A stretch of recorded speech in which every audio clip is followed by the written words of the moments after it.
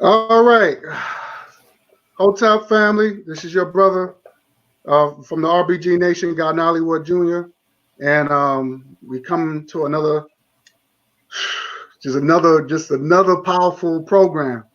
Um, just want to say peace to the chat, and I got my two brothers here, uh, brother Maurice and my brother Craig. Craig, it's been a long time, brother. Your peace. How's everything been going with you, man? So just you know how it For is, man. sure. Just Yeah. working hard, man. Doing Right. the family thing. Mm-hmm. Yeah, definitely. Yeah, Definitely. Yep. yeah, we missed you, man. Oh, for sure, man. I miss being here. Yeah, man. We had a lot of great builds and stuff on this platform. So, I'm glad Hmm. to, be able to come back or whatever, man. I just been trying to stay out the way because I've been noticing that, like, a lot of these people, man, they're not legit, man. It's not about nation building, man. It's all about, getting YouTube views and, fighting amongst each other, man. And, I just don't have time for that. I As hear well. that. Yeah. I hear that. Peace, brother Muhammad. Oh, peace, big brother. Peace, peace, peace, brother Craig. Is glad to have you back with us. Good to see Definitely. you. Definitely. We definitely are stronger together than we are apart. And I'm looking forward to this good build that we will do today. Wish Brother Bakari could have joined us. Maybe he will, don't know. But, Right. I'm I sent him a link, so I said whenever he gets a chance, he could definitely come on board. okay. The title of this program is "Later for These Aboriginal Agents," and the reason why I titled this program, and as you can see, we was on those who have seen the video. I don't know if they've seen the program, but we was on Alquan's program, and he showed a lot of propaganda, which means misinformation, and to justify his hatred for Africa and and people that are Africans of abroad, which that means which is Pan Africans. So I had to rebuttal. This is my way of rebuttaling of the nonsense. Now I would say this: when he was on our panels, we showed him a lot of respect. We didn't interrupt him. We gave him his time until he was finished, and we all took turns. Because one thing what we do as Pan Africans, we believe in a code. There's certain things that we don't do. We don't disrespect one another. We show this is our way of showing brotherhood. We gets on his panel. Now, after I noticed that when we was on a topic, he tried to detour the topic on attacking Pan-Africanism when we was on Brother Bakari's program. And Brother Bakari noticed, and I warned Brother Bakari that he would do that. But I guess we destroyed them on that. So he turns around and said, well, I'm going to do later for Africa too. And I'm going to invite y'all brothers on there. And I think he gave Brother Muhammad a day. I think he gave us a day. And Brother Muhammad said, well, I might be on the road that day, but I'll still tune in. So when we got on the program, it started off good at first. Brother Muhammad went in, did his thing, did a great job. And Brother Bakari did it. But then that's when the disrespect started to come in. These Aboriginal Negroes started to come in and started to overtalk us. So first we had to wait on Alquan showing these videos that had to do with nothing for almost an hour. So he wasted a whole hour because the program is like over 3 hours. So we had to wait until he started inviting the people on there. But one thing I want to say this, because at the end of the program, he turns around and says, oh, you see how the other two guys, they ran. He was talking about, we ran from the program. That wasn't the case. One thing about us as Pan-Africans, we don't run. We sure don't. We don't run. and we don't leave no man behind unless someone's preventing us from doing that. Now, when Brother Muhammad went in, he was driving, right? But he asked them, they couldn't answer, none of them could not answer his questions. So one of them was like, well, could you show us what you talking about? They see this man driving. He said, look, I can't show you right now because I'm on the road. And he said, look, he said, maybe he was telling Alquan, he was saying, Alquan, look, maybe we could reschedule it and I will present my information. Of course, he didn't want to hear that. Brother Bakari went in, he did his thing, and even though, and I give a lot of respect for Brother Bakari, because Brother Bakari had to wake up the next morning, which is today, because he had to wake up early in the morning, but he still did his thing. Now with me, I did my thing, but then they start cutting me off, right? They start cutting me off and interrupt me, and I was give thanks to Brother Bakari because I was getting annoyed, and Brother Bakari was like, "Yo, don't have them take you," because I see what they trying to do, God in Hollywood. Don't have them take you out your zone. Come back. You know what I'm saying? I was like, yo, and I said, I'm cool. I had to do that because that's what they do. They're very disrespectful, and the program was very circus. It was like. It was no organization. Alquan he wasn't trying to monitor his show and say, look, no. But one thing that I do notice that it was a couple of things that I noticed that destroyed their whole argument. When I mentioned, number one, they couldn't answer Brother Muhammad's questions and they could not answer. They didn't know anything with what they was talking about. That's number one. Number two, I asked Alquan about the slave ships, because he kept saying that they didn't exist. So I asked him, I said, well, do you know that they found slave ships next to Turkic Caicos and Alabama? He said, yes. I said, do you know that they found some remains? He said, well, yeah, but those were just remains. But remains is evidence. Exactly. He didn't understand that.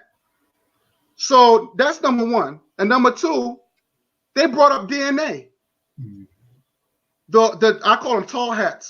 This Moor, he's a Moor.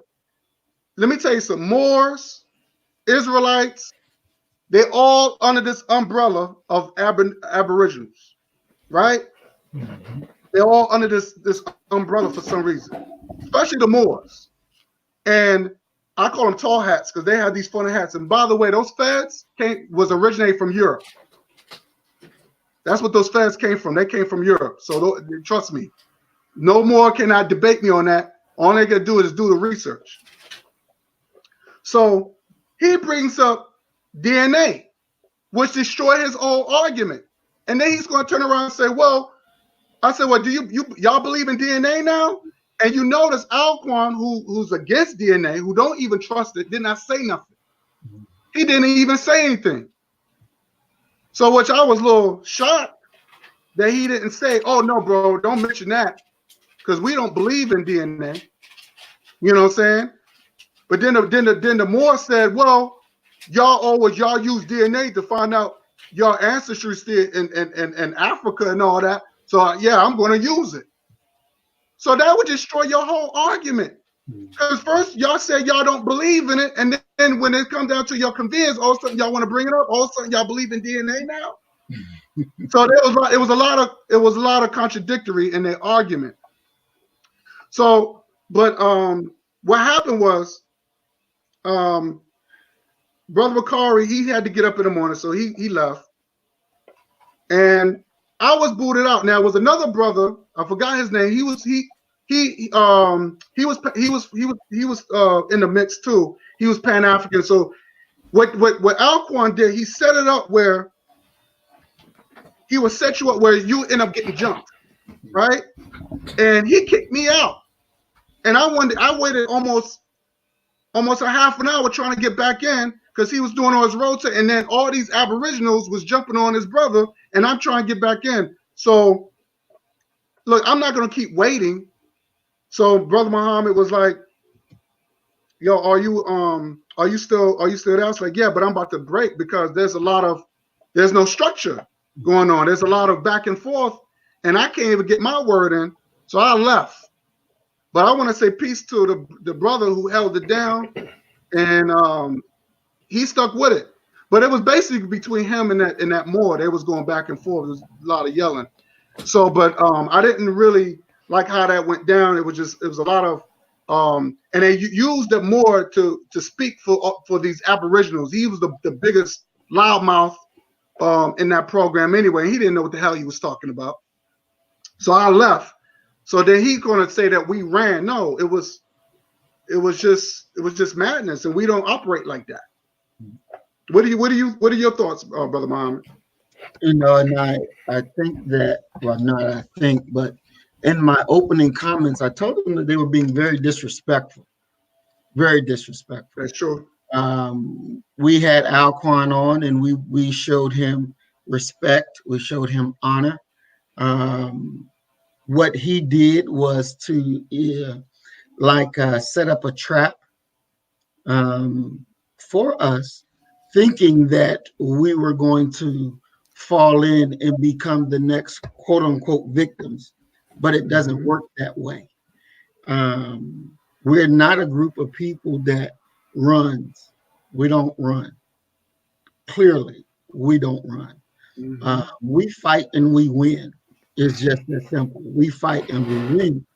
And so even when I went back to see some of the comments that Alquan was posting from the video, and some idiot on there said that we should be killed. Now, Alquan chose to put that out there on the video. And of course, I respond the way that I do. And people should understand that we don't take this as a joke. We don't take this as a joke. This is serious business. This is life or death. This is our people either open their eyes and understand what's going on, or they stay asleep and continue to be used by the enemy. So their plan to overcrowd us with having more of them there and not even being honest with us about what you're going to do is definitely not how we operate.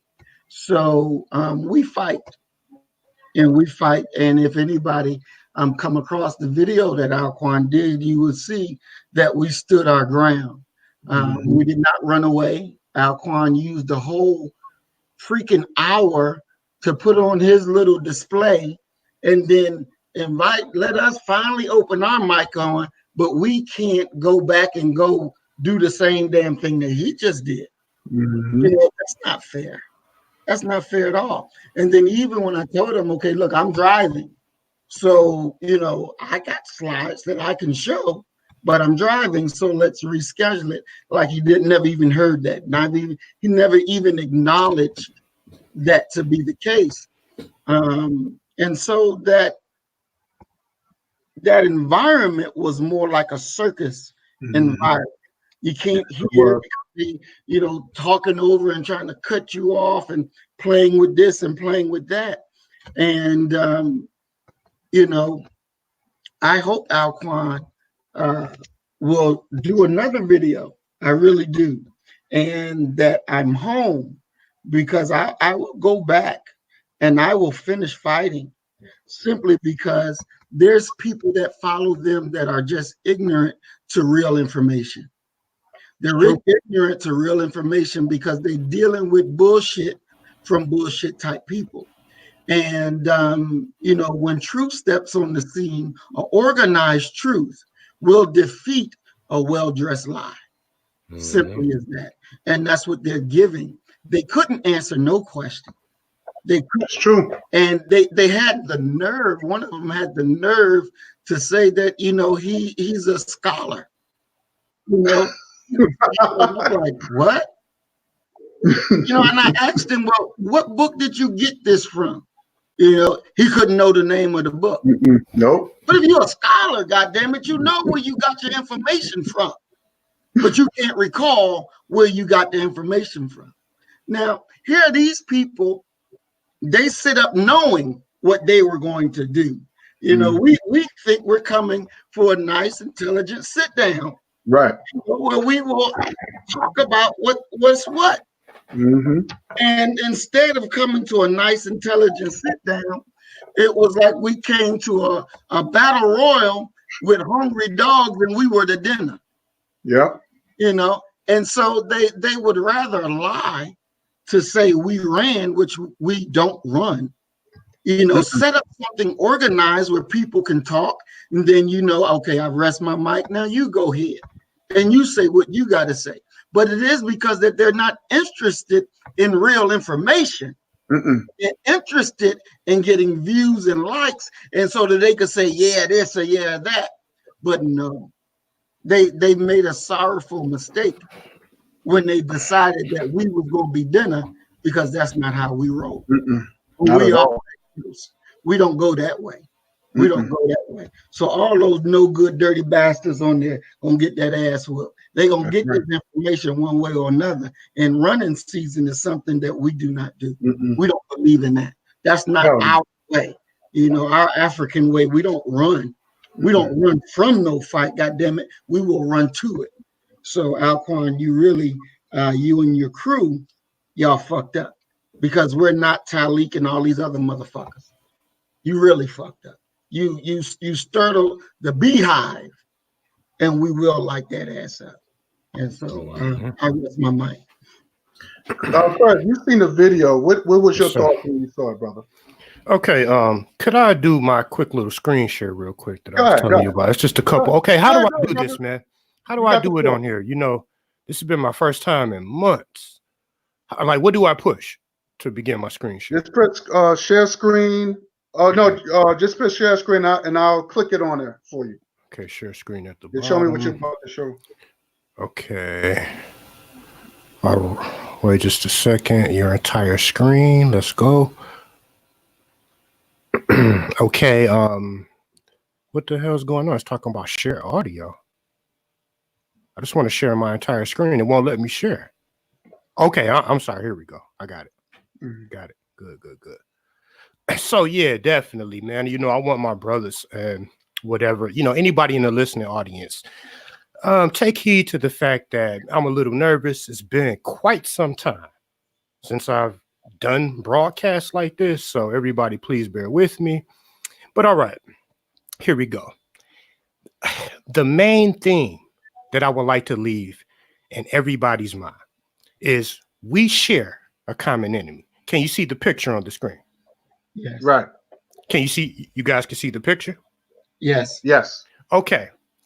Now, see, I have my good brother, Guy Nollywood, and Maurice Muhammad. You know, they can deal with the historical claims that are being made, like, you know, people not wanting to believe in, you know, DNA science, or, you know, the false claims of, you know, these supposedly, you know, there were no slave ships found. But one thing that I want to leave in your mind, regardless if you believe that you are African or not, regardless if you believe in the transatlantic slave trade or not, one thing I want you to take into account is we share a common enemy. If you look on your screen to the left, in South Africa during racist apartheid, what do we have? We have Africans over here. And what is this? Look at these dogs. Do you see the white man sicking his police dogs and stuff? Can you brother see this? This picture big enough? Yep. Yeah. Okay. Now look to the right in Birmingham during the civil rights protests. Wow. Very similar. Very similar. So on both sides of the globe, I just want people to understand the fact that we both share a common enemy, a common oppressor. So what's the problem with uniting? Now, one thing is this. When it comes to, I got a couple more things to show, but when it comes to this hatred for Pan-Africanism, Now let's show a screen share of this cat that was in the live stream named Jerry Uno. Let's get this up. Here's the statement that Alquan posted up, Exactly. up in StreamYard. Pan-Africanism gotta die. Wow. Niggas want to talk crazy to us, but want us to be nice. F out of here, y'all niggas. Now, the beginning of this sentence, Pan-Africanism gotta die. Let's look at what Pan-Africanism is. The definition of Pan-Africanism. Let's blow this up, make this a little bit bigger. Okay, Pan-Africanism is a worldwide movement that aims to encourage and strengthen bonds of solidarity between all indigenous and diaspora ethnic groups of African descent. Based on a common goal dating back to the Atlantic slave trade, the movement extends beyond continental Africans with a substantial support base among the African diaspora in the Caribbean, Latin America, the United States, and Canada and Europe. So you have these indigenous, quote unquote, indigenous, self-hating Negroes that are saying that taking issue with a worldwide movement that aims to encourage and strengthen bonds of unity amongst Black people all throughout the globe. I have a problem with that. Exactly. Now, okay. All right, let's go off into the next one real quick. This is just another comment. There was this guy. Let me blow this up a little bit because this has to be, because Brother Maurice was talking about some of the disrespectful rhetoric from these supporters of this Aboriginal movement. And this guy in particular who goes by the alias of Cleveland Brown. Now look at the statement that he made. He was talking to somebody up in the comment section who was disagreeing. He called him, and you a Pan-African booty scratcher. Now, I just showed that Pan-Africanism is a movement to unify Black people all throughout the diaspora. So I don't understand, man, why people are taking shots and like speaking so ill against a movement that's just all about unity. Now, when I said we have a common enemy, let's briefly read about apartheid. Apartheid was a system of institutional racism, segregation that existed in South Africa and Southwest Africa from 1948 until the early 1990s. Apartheid was characterized by an authoritarian political culture based on BISCAP, which ensured that South Africa was dominated politically, socially, and economically by the nation's minority white population. Okay, that's apartheid. That's the definition for apartheid. So apartheid is definitely not good for Black people. Now let's look at Jim Crow, the Jim Crow laws. Jim Crow laws were state and local laws that enforce racial segregation in the southern United States. All were enacted in the late 19th and early 20th century by white Democratic-dominated state legislators after the Reconstruction period. The laws were enforced until 1965. In practice, Jim Crow laws mandated racial segregation in all public facilities in the states of the former Confederate States of America and other states. Starting in the 1970s and 1880s, Jim Crow laws were upheld. In 1896, in the case of Plessy versus Ferguson, in which the U.S. Supreme Court laid out its separate but equal legal doctrine for facilities for African Americans. All right, I'm not going to read the rest of it, but I'm just trying to show the similarities when it comes to the common enemy that we are both fighting on both sides of the ocean. Okay. If we take a look at this screenshot, we share a common enemy. What do we have on the left? We have Black people in South Africa protesting with signs saying, bury apartheid. If we look to the right, we have Black people in Birmingham, Alabama during the civil rights protests, protesting with signs, equal opportunity and human dignity. So, to the Aboriginals out here, if you disagree in DNA science, can you at least agree to the fact, the bold fact, that we both share a common enemy and a common oppressor.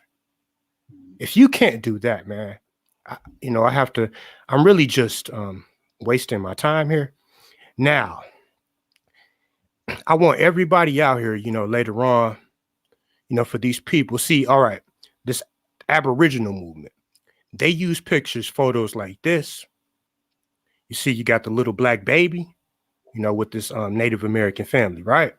Mhm. The Aboriginal movement is using pictures like this. And wait just a second. I have a couple other, like if you type in Black Indians on, your Google browser, you'll see all these pictures of, these dark-skinned, nappy-headed Negroes, dressed up in this Native American attire. So the Aboriginal movement is using these type of images to substantiate a lot of their claims.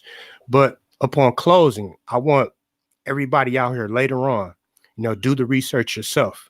Look up, there was a movie. I mean, there's actually a documentary called Black Slaves, Red Masters. That's right. Okay. And it shows how, during slavery or whatever, of course, the white man was not, the only owner of slaves here in North America. Native American Indians also own slaves. Okay. So you could do the research on that. Also look up Cherokee Freedmen. The Cherokee Freedmen controversy. Take a look at that. And then the other one, this one right here, take a look at the Cherokee slave bills of sale. Okay, they have these documents in the Cherokee Museum, I think in South Carolina or something like that. North Carolina. Yeah, South Carolina, I'm sorry. All right, these are like documents, receipts. Because, once the white man came over to North America, originally, he tried to enslave the red man, but, with once he found out that the red man, wasn't able to work in the fields like the Africans, and they were succumbing, to the white man's his disease of I forgot, what do you call that?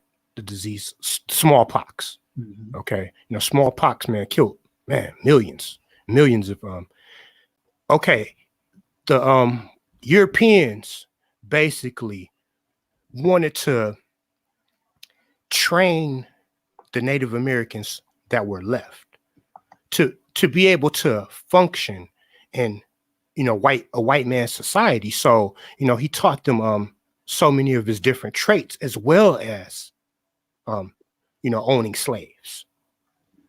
So my other brothers that are on the panel, they're going to be going directly to the other side of this argument, which comes to the claims that the transatlantic slave trade did not exist.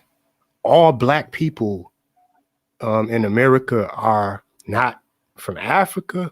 I'm not going to touch into that today. I could do an entire breakdown about that once I do a little bit more research. But the only thing that I wanted to just leave on everybody's mind with these pictures real quick is the fact that we share a common enemy. So why would we be, fighting? Why would we be spewing all of this hateful, divisive rhetoric amongst other dark-skinned people who are suffering at the hands of the same enemy, as the African American Negro? So that's the question, that I want to pose. I think there was one last thing that I forgot to. Oh my God, look at this.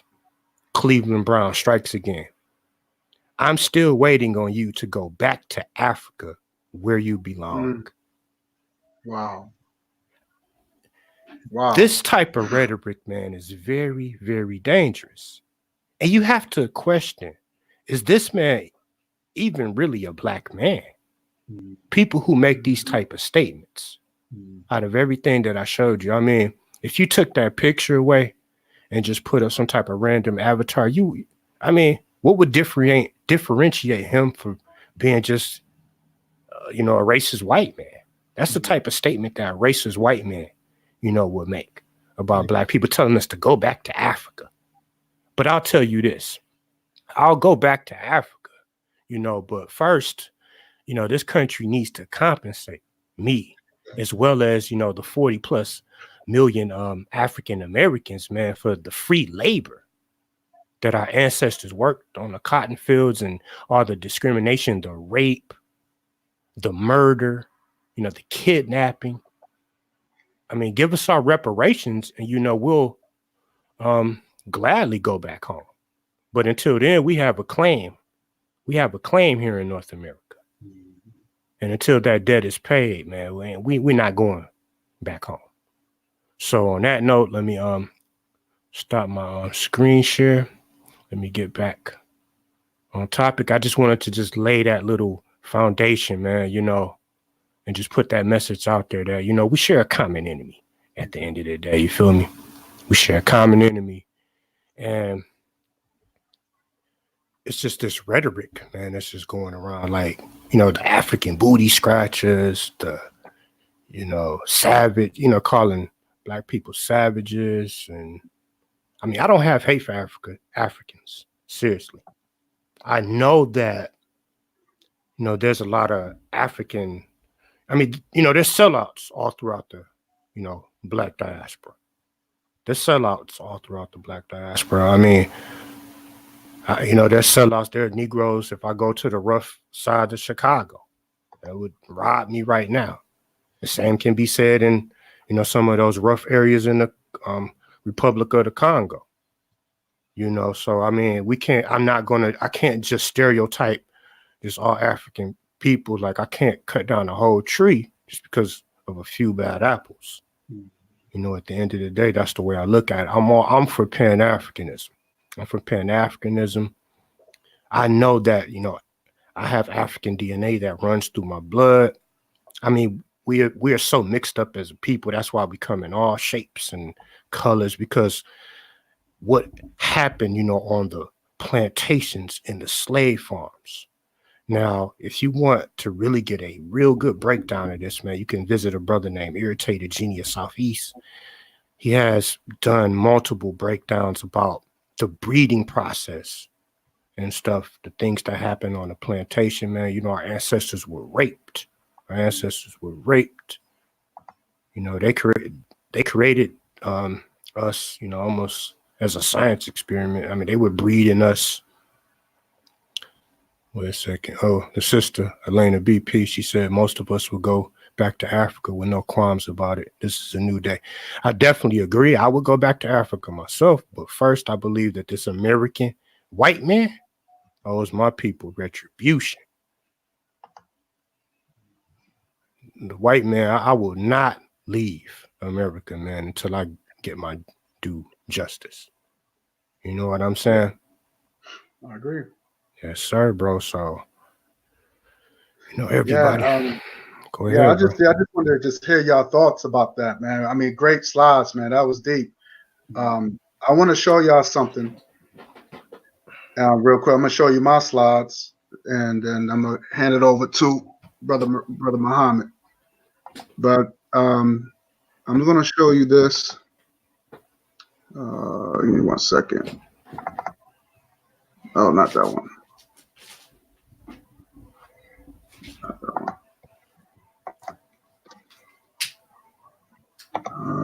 Where's that one? This one. Now, okay, y'all see this, right? Yes, sir. Now when you hear the word Aborigines, the only time you hear that word is in Australia, right? And they only provoking these they said these what are Aborigines? Aborigines are Australia's indigenous people, right? Recent government statistic counted approximately 400,000 Aboriginal people. 2% population. Australian Aborigines migrated from somewhere in Asia at least 3,000 years ago. Now, what these Negroes identify themselves with. But let me go further. Are Aborigines black? The term black has been used to refer to indigenous Australians since the European settlement, right? While originally related to skin color, the term is used today to indicate Aboriginal heritage or culture in general, and refers to any people of such heritage, regardless of their level of skin color. But that means white people could say that I'm Aboriginal or I'm Aborigine. You know what I'm saying? Let's go further, right? Because it's going to get very interesting. In some places in Australia, the word Aboriginal is very offensive. And many people across Australia, right? So that word can be offensive. Just like when you got these Negroes that using the N-word as a form of endearment and making it part of their culture. Now you got these Aboriginal Negroes are taking that word, even though it's offensive. They taking that word and claiming it and make it part of their culture, right? So the tall hat, and Brother Maurice, I remember this picture that this clown had showed. Yep. Now he shows this picture, and he said he's part of this trend. Oh, well, I hear an echo. Hold on. Is that me? I hear it. It's not coming from over here, bro. Yeah, Hold on. Yeah, I got my mic muted. Okay, that's me. Sorry about that. Okay, so he said this Chimel looking dude right here, the American. He said, well, that's them. Now look how, like I said, remember I was saying how we are connected to the sun, and he said, oh, he's not connected to the African. Now look, he got an afro. Like I said, our hair grows up to the sun. We're some people. He's connected to these folks that carry lice. You know what I'm saying? Looking like a bitch. But at the same time, his icon, if you look on a red, he got the one like a person with an afro with a pick in it. So, but he's not connected to that. He's connected to this person right here. Let me see if I can blow this up.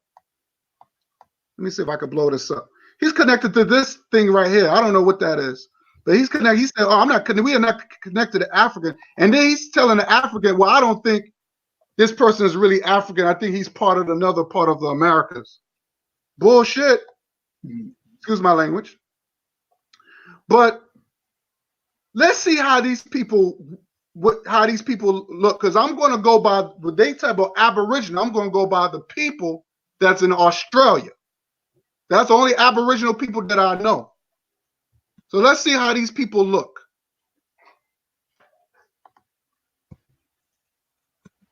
This is who they connected to. These people. They look like Neanderthals. Their hair is straight. You know what I'm saying? They look creepy, man. This is them. These don't look like my people. I don't know people that look like this. I want people to see this.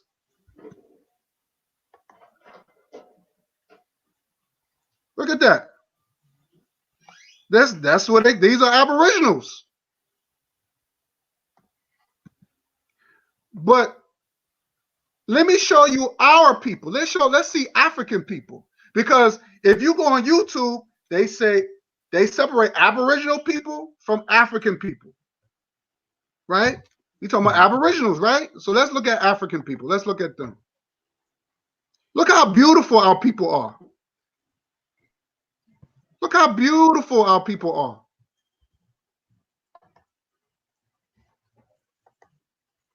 Okay? Look at this.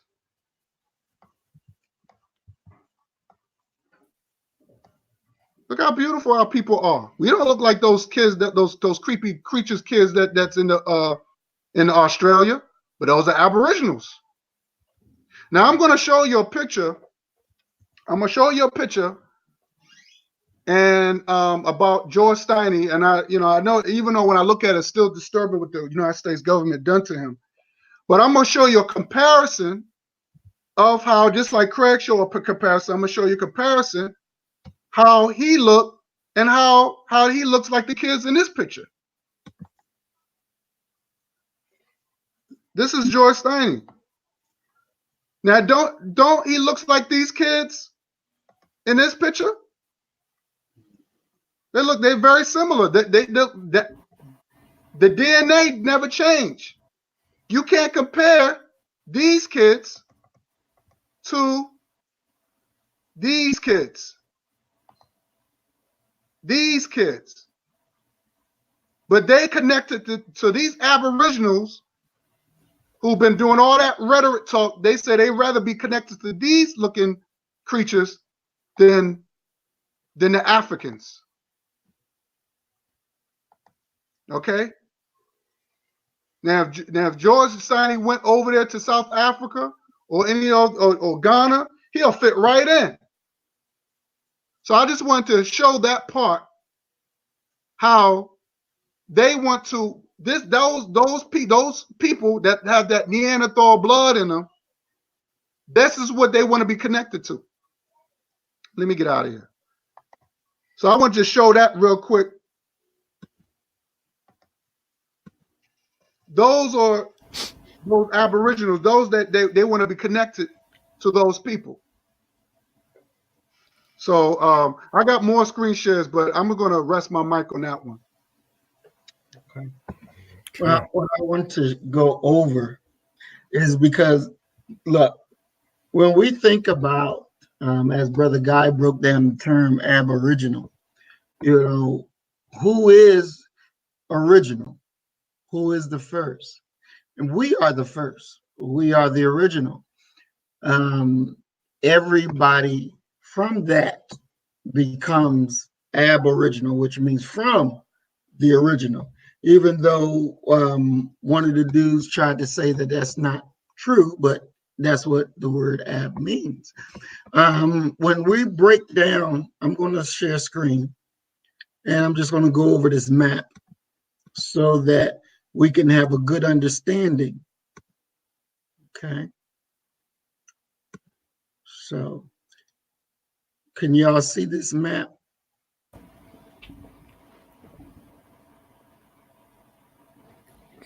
Yes, sir. Okay, perfect. All right. So I'm going to blow it up a little bit. All right. So this is the map of the world. Okay. This is the map of the world. And over here on the left corner, you see Africa. Again, this is mother of civilization. This is where we come from. Okay. No matter which scientific study, no matter which archaeologist you want to go and use, everybody will tell you that life began in Africa. They will always also tell you that the first life was the Black woman. They will tell you that all life form comes from the Black woman. Okay. Now, on here, you see these different little bubble-like things, because there's Europe over here, and you can click on it, and it talks about the creative expression. Okay. So you got to remember that when we left the motherland and decided to go out, we took with us the knowledge that we had to each and every point. And as you can see, Down here, we went into India. We went into Australia. Okay, we went into Japan, China, all this Asia. Over here, this one right here in the middle, this was the bridge, because this over here is Canada and America. And you had to go walk the bridge. You had to cross over this landmass in order to get to these different spots. Now, when you understand the migration, and when we say that all life form came from Africa, point blank, there's no debate about it. It is what it is. Now, you'll have the ignorant say, I didn't come from no Africa. I didn't come from no Africa. Why don't you want to admit that you came from Africa? What is it about Africa that you don't like? Now, in the course of time, people in different spots begin to evolve differently. Okay, so if you're in the North Pole and you're there and you're living there, then over time you will evolve, because you have to get used to that type of climate that you're in. Okay, so the Eskimo gonna come out a little differently, but the first people were Black, period. Now, those that were here in America, okay, that are called the Native Indians or Aboriginal to this land, you have to understand that what the African that originally went into North America did not stay that same way. How do I put this? It's like because you're not in the motherland. You're not in the motherland, so the characteristics, the things begin to change over time to be suited to the land that you are in, and the behavior that you have taken place, that you're dealing with. So in a way, it's like you started here, you started up top, and then you downgrade it because you're in a different land, you're in a different environment. Okay, just like when we were in Africa, we were up there, but through the process of slavery, we kind of downgraded because of what we went through, right? Because the environment that you are in shapes you with the activity within that environment. Now, it does not make you less African because you don't live in Africa. You are that because this is where your origin from. This is where you came from. And we talked about last night the word Akibalon, or the name Akibalon, because it was called Akibalon way before it was called Africa. And one of the quote unquote scholars from last night did not even know that. But they say, I want to share one more thing. I'm going to go to this video because they claim to be natives, Indians, okay? And Brother Bakari sent me this video, so I'm going to play just a part of it.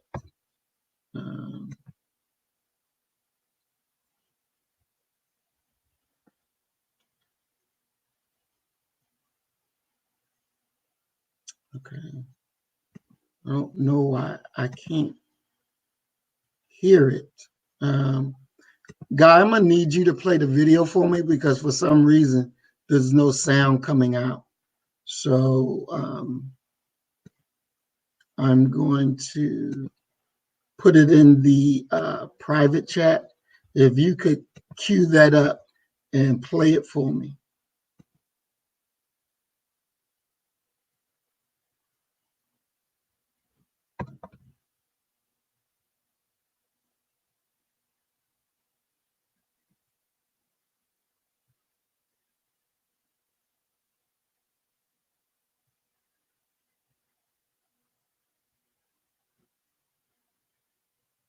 You see it?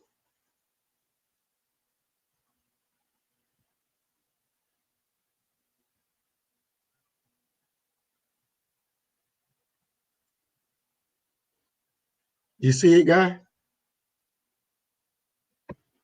I can't hear you. Yeah, I think you're on mute, bro.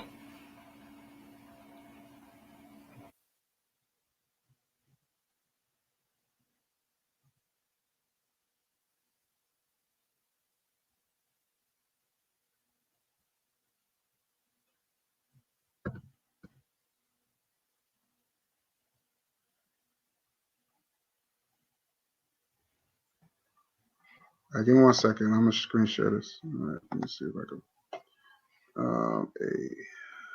There we go. See it? Yes.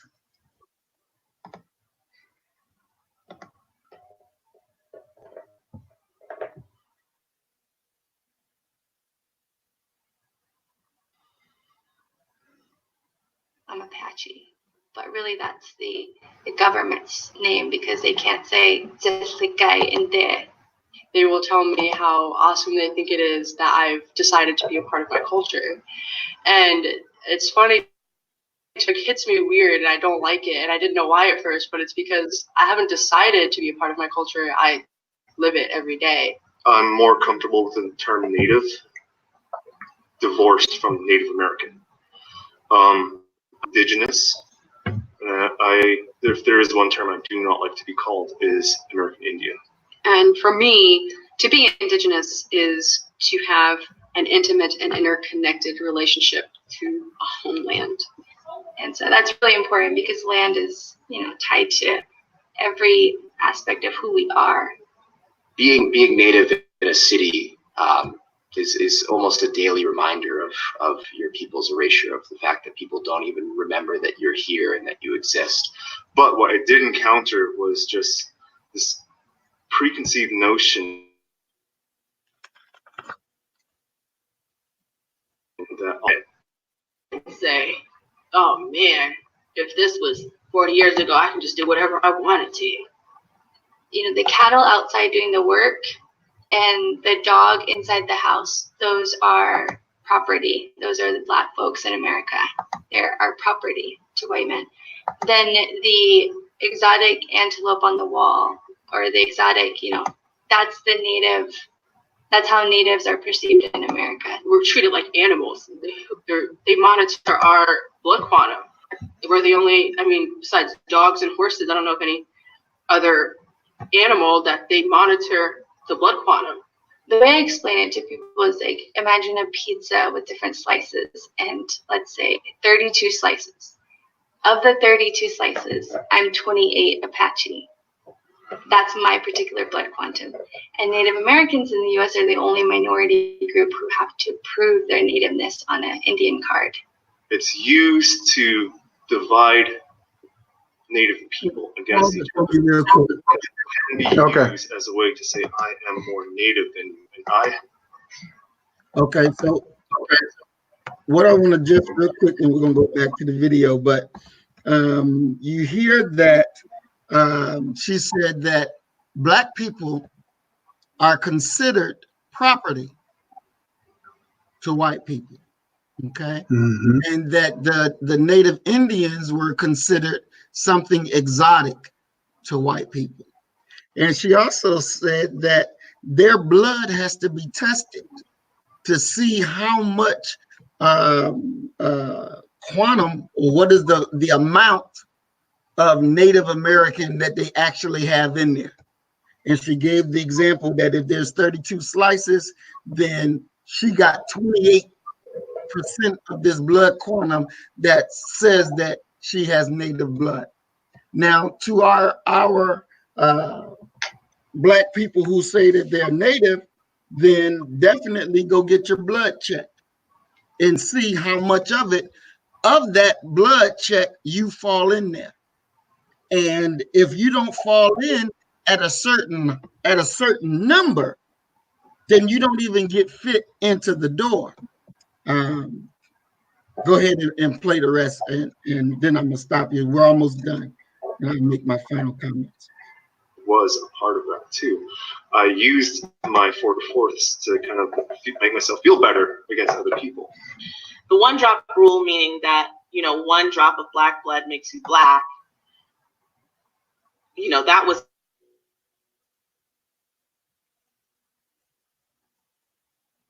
to people as possible. But on the other side, 1 drop of anything else completely dilutes you as a Native person. So if you're a Native person, you have a 1 drop of something else, and suddenly you're less Native. So it's the opposite. Traditionally, within Apache society, you go by the mother. And if the mother's recognized as Apache, she has her clan, the children are unquestionably Apache. Not in the American context, not when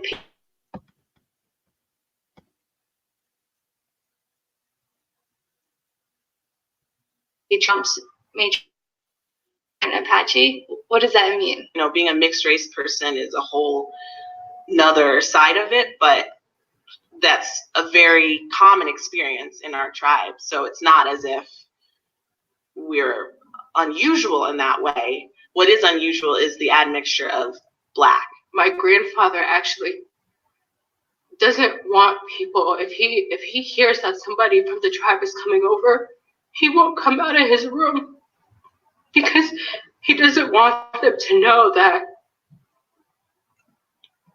he's that complexion that I guess he doesn't want me to be affiliated with having African American blood, but I mean, I say it.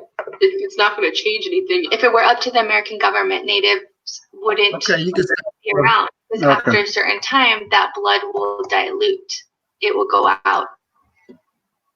So here you have it, where she was crying and she was saying that her grandfather, doesn't want to be associated, doesn't want to be known because his grandchild has African American or Black blood within her. And so it is a negative thing for them to have that. Now, for all you Aborigines or all you quote unquote Indians, I want to be very clear. First, Grand Poobah, you say this is white man's teaching. Okay? Nigga, where have you been on this earth that you haven't had somebody white to teach you? Now, when you're dealing in actual facts, you can go and do research on your own to verify whether the information that you were given is right or wrong. But just because the devil says 1 + 1 is 2, and you take it and you research it and you verify that 1 + 1 is 2. So then at the end of the day, it doesn't matter whether a cracker told you that or whether your brother or sister told you that. At the end of the day, the information that you are given is correct. So it doesn't matter whether you learned this at a cracker school or you learned it from a cracker who's a scientist, or whether he's a archaeological person that go digs and do the research, or whether you did the research yourself. You got to ask the question, is the information factual? Is it information that can be proven? At one time, the dumb cracker thought that the world was flat. They thought that if they get out there on the boat and they sail, that they were going to fall off because their eyes could only see a certain level. And then their imagination said it dropped. But then they got what? They got in a boat and began to sail and figured out, oh shit, the earth is not flat. It doesn't just drop. So once you do your own research, you can come out and find for yourself what is truth versus what is untruth. All right? We do know that the world is not flat. We do know that the sun does not move. Okay? No matter how much you may think it, that the sun rises and falls, it does not. It is we that is on the earth that moves at 1,037 1/3 miles per hour. And no matter how much you don't like it, it is what it is. And at the end of the day, when you really think about it, where did the enemy get his knowledge? His discovery of information to our people is not a discovery. If you just have a baby and the baby's just crawling, and for the first time the baby discovered a room in your house, is it a big discovery to mom and dad? No, it's not a discovery to mom or dad, because mom or dad has already been there. It's only a discovery to the baby. And the enemy is the baby on this planet. There is nothing new under the sun. What was is. Yes, so sir. in reality, you can want to be an Indian all day long if that's what you want to be. But answer this: why they don't accept you on the tribal land? Why don't they accept you? Why you didn't get your reparations money that President Obama approved while he was in office? Why you didn't get that? Why is your ass still poor and going from can't see today to damn sure can't see tomorrow? When you just won over $1 billion in reparations money, why they don't give it to you? Why are you not accepted in that lifestyle? Why? Because you know that you can't prove you're one of them, because if you could, you would have.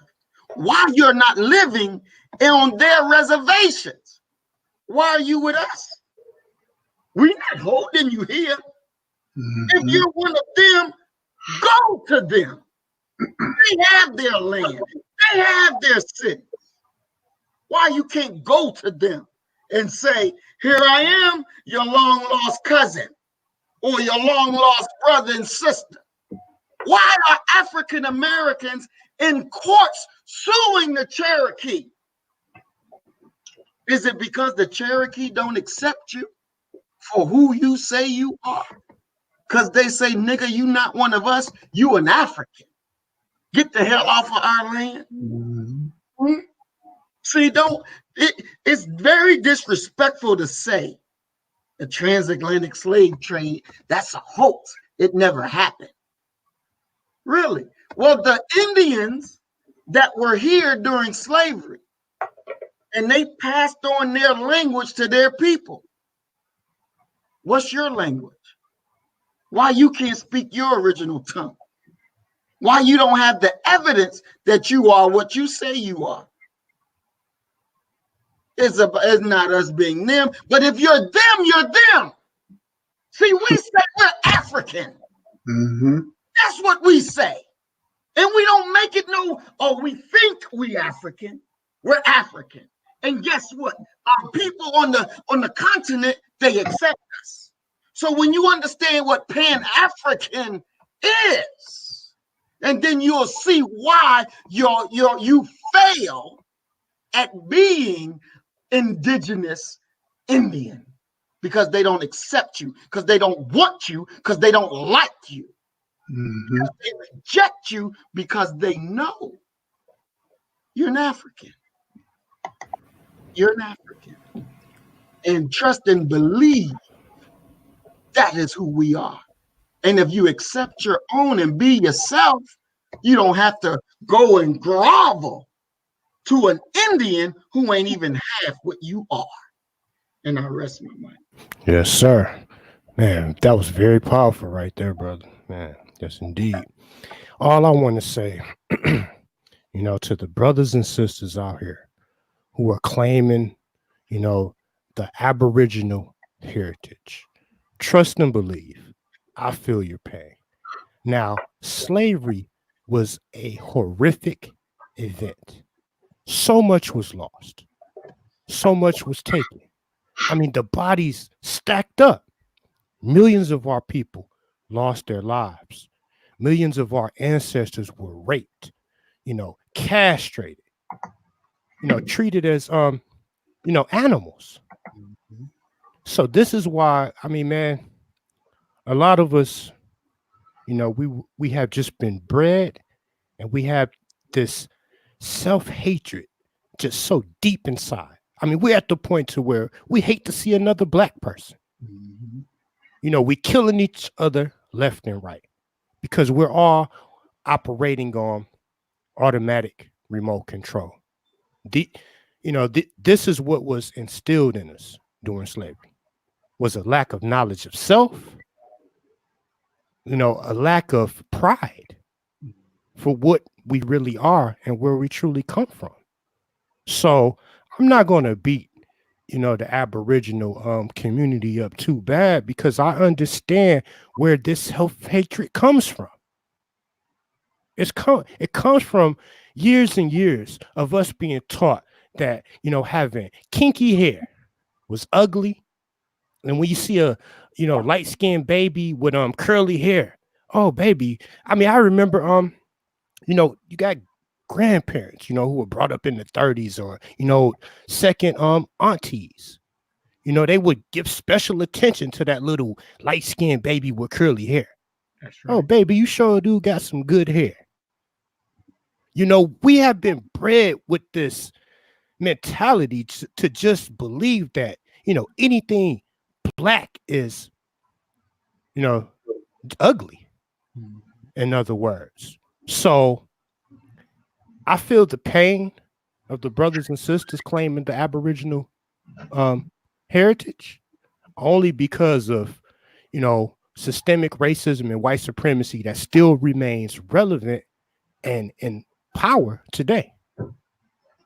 So as I was showing the screenshot earlier of the brother Cleveland Brown, man, I just look, at the timeline, not just the timeline from when we were on the boats, when our ancestors, traveled across those boats, but just look at us, from the late 1800s, the mid to the late 1800s, right after the Emancipation Proclamation was signed, during the Reconstruction era.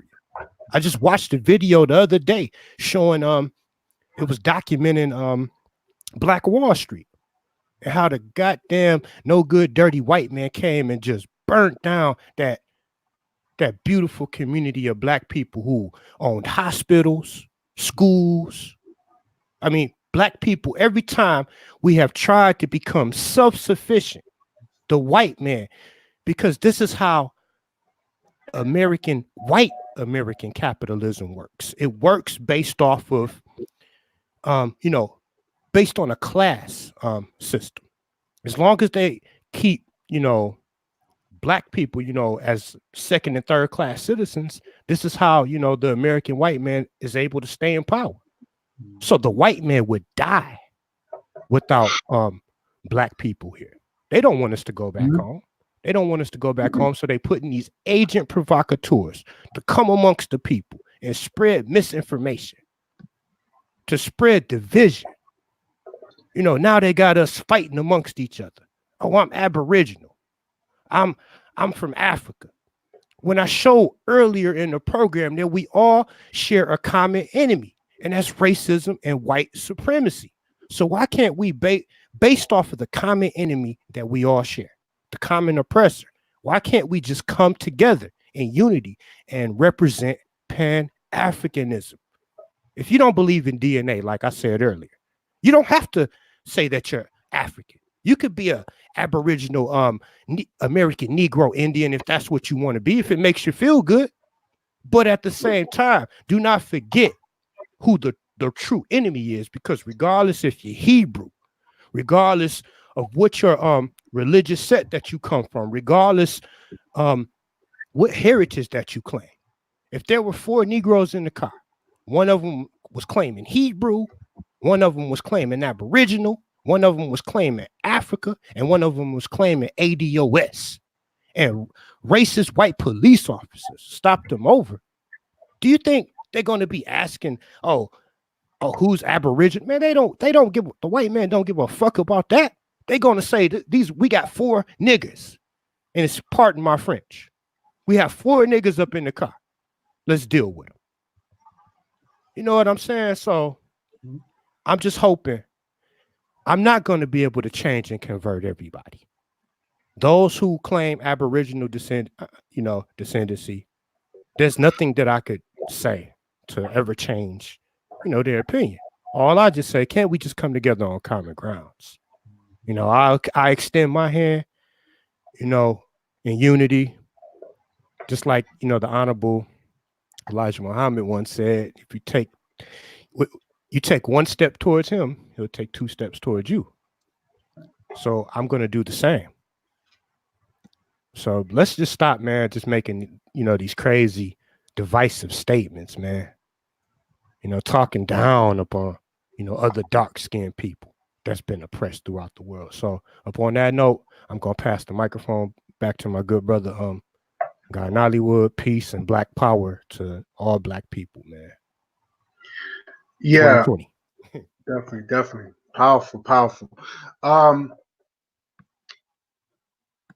We're gonna discuss where this Aboriginal stuff came from, right? Because Negroes was not talking about this Aboriginal indigenous 10 years ago. I think it's another form of the government using or have its puppets to distract. I'm going to screen share something because nothing has changed. This Aboriginal stuff, this is new stuff. They came out with, it's been like 2 years now. They've been talking about this Aboriginal and all this other stuff. This is new. It's nothing old. So I'm going to show you. Let's screen share this real quick. And I'm going to show you. And everybody is familiar with the National Security, the National Security Council of the Memorandum 46. And the subject here is Black Africa and the U.S. Black Movement. This is a movement. And now the government is hiring these black folks, or you might say these black, because none of them, sometimes they don't show their face. And now they're saying that, oh, we're not African. We're Aboriginal. We're Native Indian. This is what they're saying now. This is new. This is another government trick. So I want people to wake up. I wish I could blow this up, but y'all can see this, right? Yes, sir. Yep. Okay. All right. So I just want to know, this is another way of the government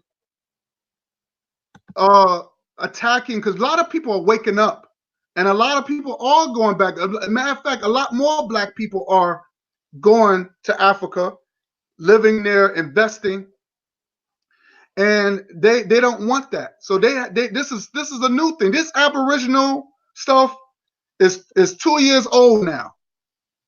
It's nothing new. Jabari already exposed them. So they just now coming out. This is new. So I never heard about no Aboriginal Negroes 10 years ago, 20 years ago. So this is another form of the government trying to stop a movement.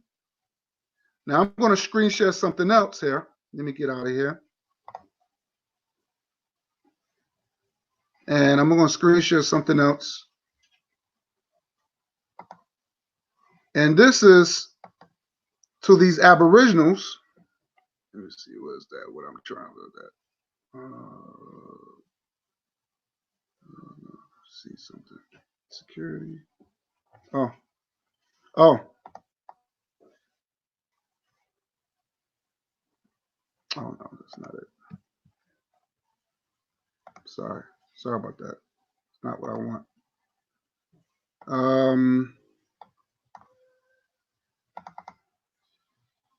Okay, this might be this. No, that's not what I want. Why do I keep jumping like this?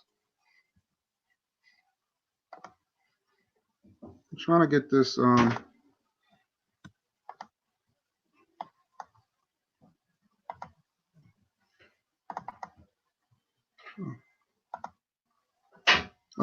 Okay. This is to these natives how to claim or to apply your native status. You get what you call a native status card. So I want to know, if you claim that you're natives, this is how you get your benefits. This is how you get your reparations. You got to show proof. And guess what? DNA is involved, as well as other documents to prove that you are native or indigenous or whatever you want to call yourself from this land called North America, this continent called North America. But none of them can prove or show this card. So if you don't have a native status card, they have sites where you can go in and claim your native status card, so you can own your little casinos, whatever it is. You can get free healthcare, so you can get out of our here. Like I said, we in the era now. Everybody all this this trans this and trans that. Everybody, a man want to be a woman want to be a man. Some people want to be a donkey. Some people want to be a horse. We're on the age now. We're in an era now that people want to be transformers. So since you are a transformer, go and apply for your native status card. I'm helping you out. I'm helping y'all out, your Aboriginals. Now, I want to show you something else. I want to show you something else for those that think slavery was a hoax. Okay? For those that think slavery was a hoax. Now, I already mentioned, well, first of all, I want to say this. The Moor that was on there, the tall hat, he pulled this up as his source. Let me see if I can share this. He pulled this up as his source.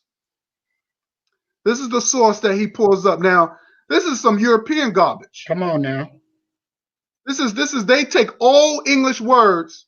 He said the old English words. Now, if you look down here, it says the basic sources of this work, and it tells you how all this it came. Look, Oxford English Dictionary.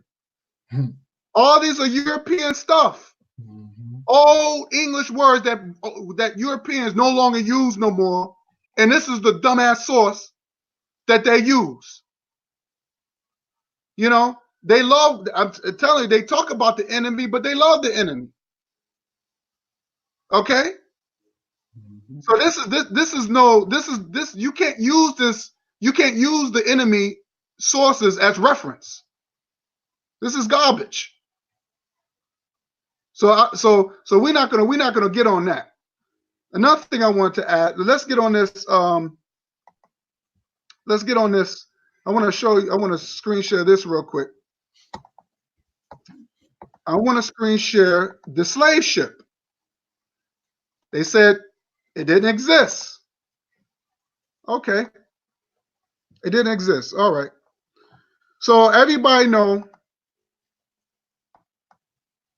in the New York Times, they talk about the last known slave ship that has been found in Alabama, right? And they tell her the name of the slave ship, and I'm going to show you who been on that slave ship. Okay, so let's look at, because they say there's no proof. Okay, let's do it this way. Let's do it this way. Let me go back out. Go back out, and I'm going to show you the evidence of the slave ship. Let me see, what's this one? Okay.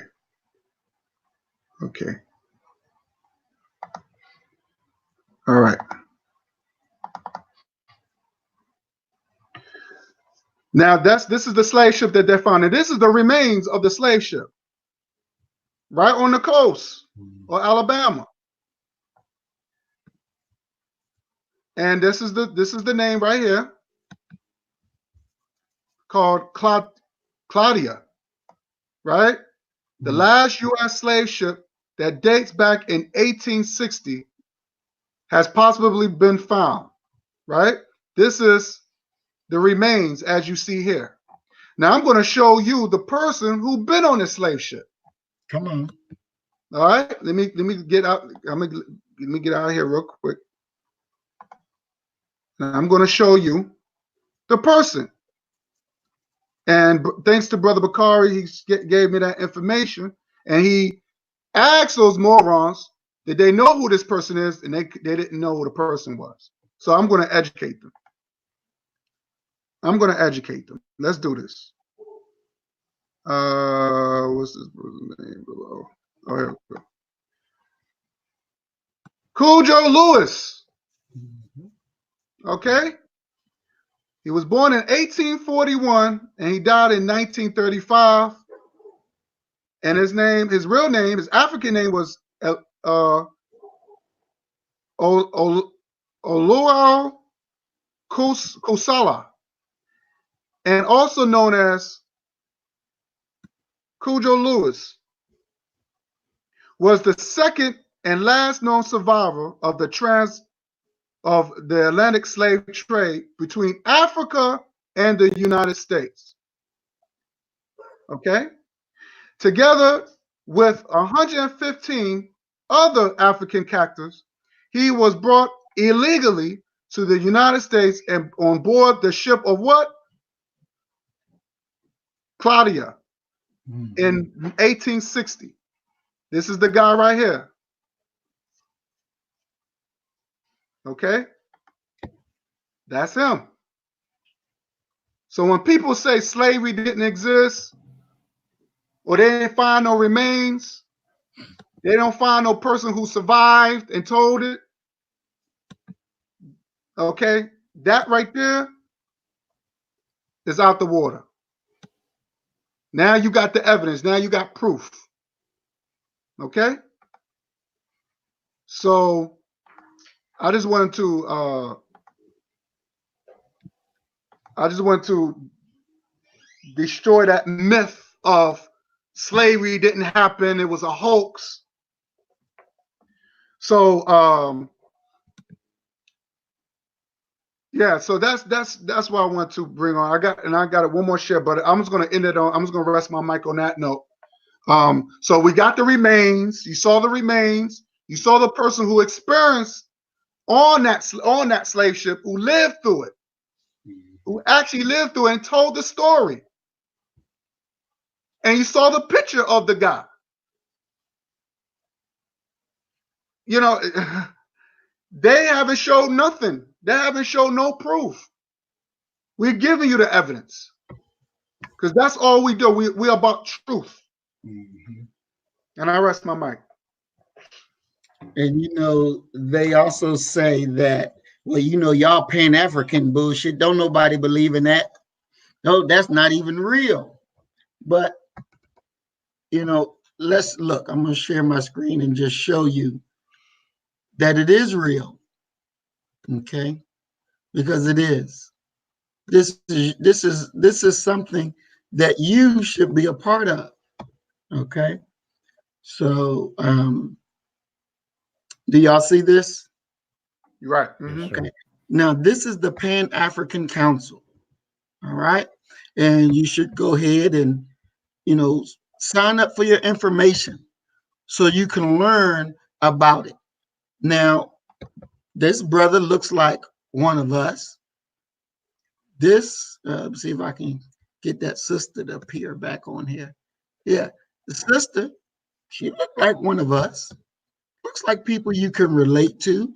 You're not around strange people. You're around your own people. See, Pan-Africanism is real. It is not something that's just said over here in America, but it's real and it's your community. So go to the website and apply. Become a member. Become a member of it and get involved.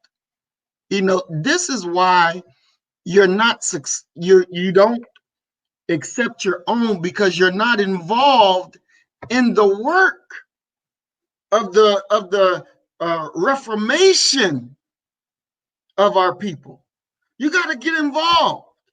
You got to get off the couch. You got to get from off the computer, and you got to get involved in the lives of our people so that you will feel proud to be who and what you are. When I go into jails to visit our people, and I was telling wife the last time I came out for visiting a brother that's on trial for something he didn't do. And I said to her, and I said, the look on their faces when they see me, it's like, wow, it's really humbling, because they actually want to see you. And now that they actually see you, it's like I don't know, bigger than Christmas. It's like a real big deal for them. And, I'm pleased to meet with them, to sit with them, to get to know them. But you got to be involved. You got to be involved. And when you look at the picture of our people, that's involved in moving the needle from where we are to where we got to go. And like Brother Craig said, we have an enemy. And that enemy is about our destruction. And Brother Bakari said this last night. I said this last night as well. I said, you want to fight us, but not the enemy. They don't even make common sense. But they have no desire to fight the enemy.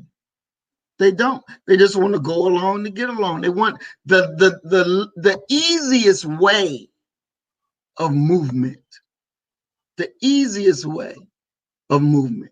So the mission is to empower and unite Pan-African visionaries across the spectrum of civil, political, and social and economic sectors into a singular nexus that informs the public the discourse on global African challenges and mobilizes resources to confront these challenges through proactive and forward-thinking initiatives. Okay? This is what you got to be. This is what you got to be about. You got to be about it. And whatever your gift, your talent, come offering it. You can be a part of it. This belongs to you. And not only do you have this, but you also have this, which is the Pan-African Parliament, a law body that discusses world events, that discusses African events, that discusses American events. Now, when we take over our city in Mississippi, we're going to petition them, because we're not a country. We're not a country. We're a city that's taking more and more land. And so I want our representation at the parliament. I want a member of the B1 initiative at this parliament. So I'm going to petition the parliament, and hopefully they'll say, well, come on, Brother Muhammad, and tell us about it. Like this brother sitting there at the podium talking about it. Whatever it is he's talking about. But I'm going to come there talking about what we are doing and what we have done that separates us from all organizations in America. And why I believe that we, the initiative, is the premier organization that does about Black first, that speaks and do, and that we have stood on the shoulders of our people to push our message.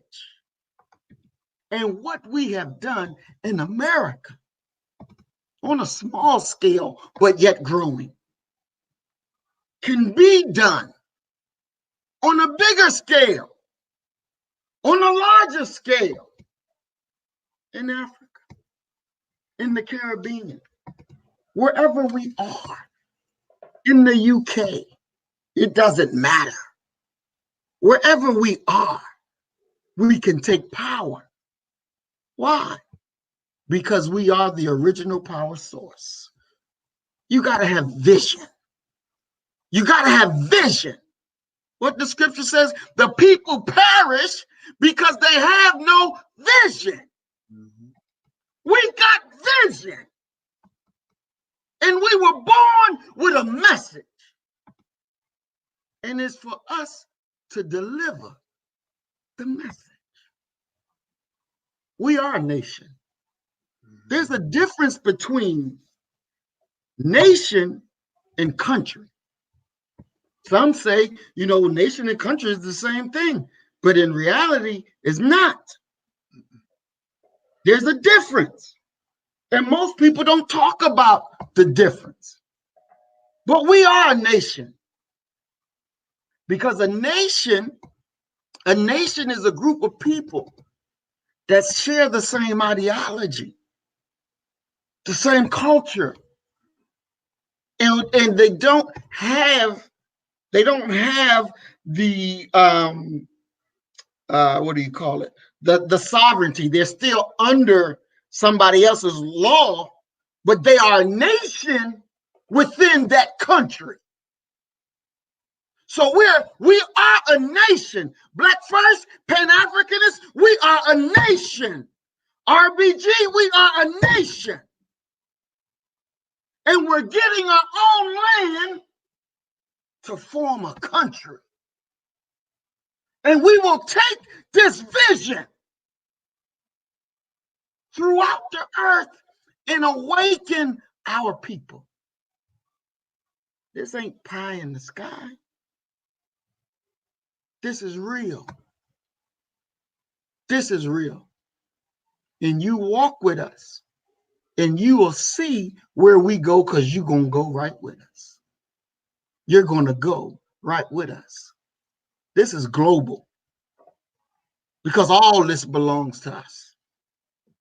This is global. So I suggest that you come on home, accept your own, and be yourself. Stop with the foolishness, because it ain't going to get you nowhere. We love you. You are us. But we don't love that nigger behavior, because that's not Pan-Africanism. That's not B1. That's what the cracker taught you. Oh, let's get there and ambush your brothers. No. Let's dig a hole for them. No. See, when the shit hit the fan, they're going to look for us. And they're going to wish that they had followed us instead of following these keyboard junkies that have no vision, have no plan, is nowhere in order to move you from the negative bullshit that you deal with every day to give you life. They have no plan for such. They don't even really care about you on that level. But we sit back and we plot and plan how to move you from A to B to better your life, to better your children's lives. So trust and believe. You come this way to do some destruction, it ain't gonna work for you. It ain't gonna work for you. You better join us now while you have time. Because when that door closed, trust and believe, it's closed. It's closed. You want scholarship, you come here. You come here. We gotta tell you where we get it from. And one thing that you know when you listen to us, you feel the love that we have for you versus that fake bullshit that you just been dealing with over on Alquan shit or Reality Temple shit, that fake bullshit that they don't even give a damn about you. They don't. They don't. And they show it every day by how they live. And that's real. This is a house of love, but when you attack this house, you will die. It's just that simple. And I rest my mic.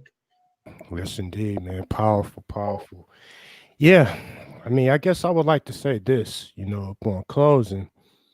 And I've said this before, but unfortunately, in today's time, a lot of Black conscious circles have just become, based off, have become so deeply rooted off of entertainment and, comedic value to where there's no grassroots, organizing involved. There's no self-improvement. It's just, when you look around, man, we got to be very, very careful of who we align ourselves with. I love this panel, man. I love all the brothers. I love all the brothers, from the way back. Unfortunately, people had their disagreements and whatever the case may be, but that's the past. Now I'm looking towards, the future. That's right. So you got to take into account that a lot of these people, who get up here on these platforms, they're not about, factual information.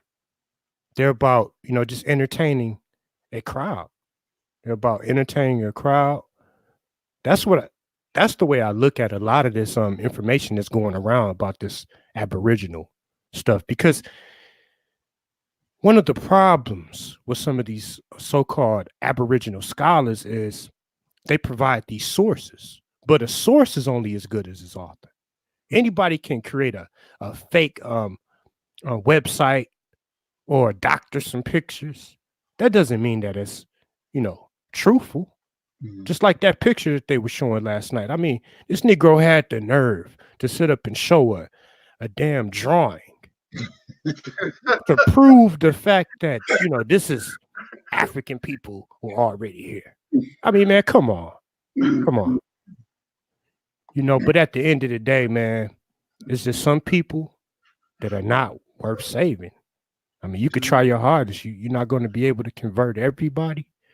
So I think that we are doing our jobs by, just putting the right, information out here and just letting, all of those who want to, come into this with an open mind,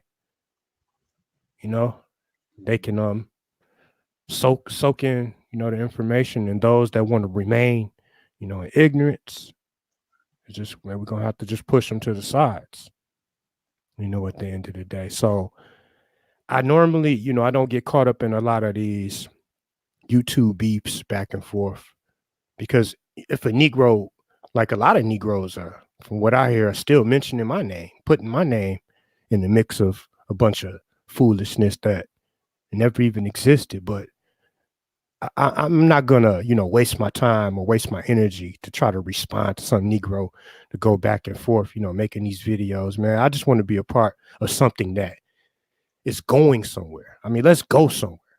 Exactly. Let's come up with a plan. Let's go somewhere. And on that note, I'm gonna rest my mic. I'm gonna pass it over to my brother Guy Nollywood. But yeah, thank you for having me on the panel. Oh, yes, indeed, man. Yes, indeed. And I just want to say this. My thing is like this.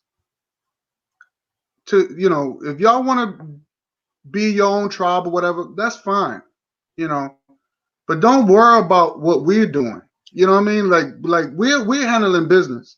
You want to start your little Indian tribe somewhere, you go ahead with that nonsense. But you're not gonna force that bullshit over here. You know what I mean? We are people of structure.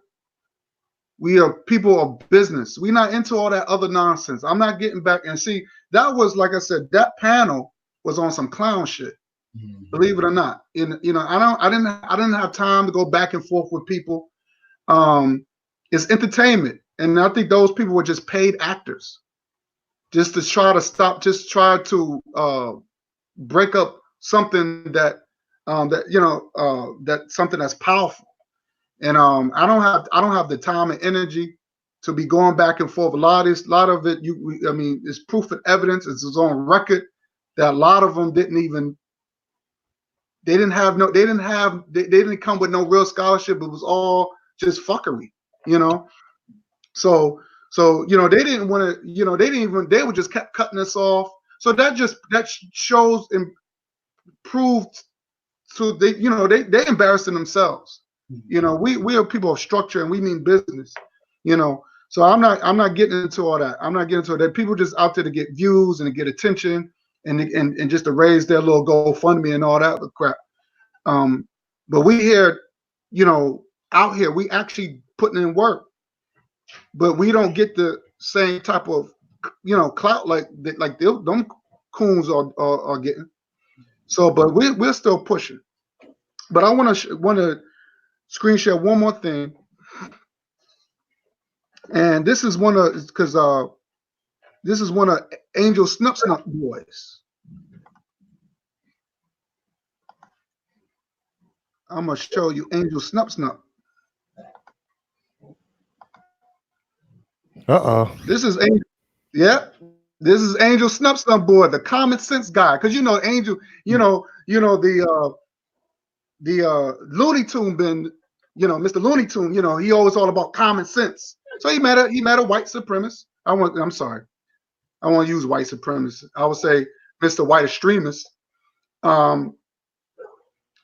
met this. He got in, good with this. This is one of his supporters. So I'm gonna show you because I know a lot of these indigenous morons.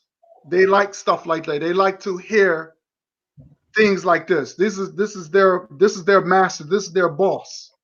So I'm gonna play you something, what he said, and I'm gonna address it, and y'all brothers can address it. So I'm gonna play y'all what this evildoer said. I don't understand how people that are descendants of slaves can receive reparations for something that didn't actually physically happen to themselves. It's to the point of trying to suggest that because something has happened to my mum and dad, or my great mum and dad, as in their mum and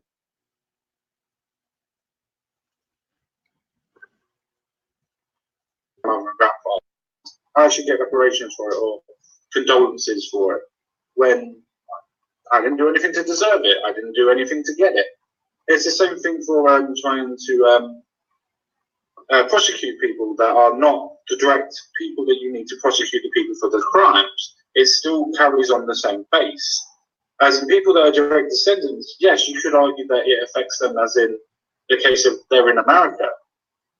But does slavery actually physically direct them today or to this point? And the answer to that, in my opinion, is no.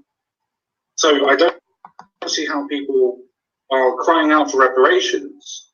Maybe it should be more of a case of people should be crying out for acknowledgement that these things were actually done and were done to these people harshly. Maybe that would be a better way to look at it. But asking for reparations for something that hasn't actually affected you, sorry, I can't agree with that. Okay, I'm gonna stop right there. Y'all brothers want to address that? Man, that's the tactic of a covert racist, man. I remember, this video, and I'm glad that you screen shared it or whatever, so the people who you know, may not be familiar with my older page, you know, it's a possibility they would get a chance to. But I mean, this is just white American. I mean, this guy's from the UK, but this is just racist white rhetoric. I mean, this, man, I don't know how to address that. I mean, white people have a way of taking all the blame off of themselves, and to this day, you know, we have not figured out how to, you know, get our justice. So maybe Brother Maurice have something that he could add. You know, I just say sometimes I get, and I don't know, maybe it's the wrong thing, but sometimes I hear a cracker say shit like that, and the thought that just come to my mind, why don't you say it to my face? Mm-hmm. You know, why don't you say that to my face? And if they did, I would probably beat the shit out of them. You know, they annoy me. They really do. They really annoy me, and I'm sick of them. They have no right to decide who wouldn't what. You know, we owe them ass whoopings. We owe them death, and I just think we should be just, you know, fuck it. Let's just give it to them. You know, say that shit in my face. Say it in my face, and I probably 100% I'll kick your ass. Ain't no ifs, ands, and buts. You know, ain't no ifs. I want these motherfuckers to be afraid to even think in our presence. You know what I'm saying? I want them to be afraid to think in our presence, because then that'll shut them the fuck up from saying dumb shit like that. You know, you don't deserve this, or, you know, nigga, please. Nigga, please. You know, I rest my mic. Yeah, I want to address that too, because he said that we don't deserve reparations. Okay, so the reason why he's saying that, because it didn't happen to him. That's number one. Second of all, he's in the UK, so he don't really know the things that goes on in the United States. Now, there was slavery in the UK too. So he's saying the brothers and sisters in the UK don't deserve reparations. So you could just take people's stuff and impress people and not give back. And he said we didn't do anything to deserve reparations. What do you mean? We didn't deserve anything. Wait a minute, what are you talking about? You got to talk about slavery. And they had Jim Crow. And then on top of that, because our parents are still living, my mother and my parents, my father lived, he was born in 1953? My mother was born in 1955. She grew up watching the Klan march down her neighborhood. Okay? But of course, he wasn't there. He don't know about that. And then on top of that, so she became a victim. And then we are survivors, because we're still going through the racism to this day. Look at the long incarceration. People are now getting out 30 years for a crime they didn't do. The government getting all this free labor. So slavery didn't end it. And that's what Brother Craig was trying to point that out to him. They didn't end slavery. They just refined it. They just reformed it. So let's do it this way. I'm going to screen share something real quick. Let me screen share something real quick.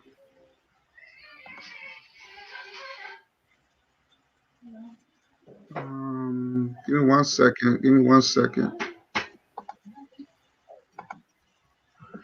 Okay. Now this is the history of reparations payments. This is the actual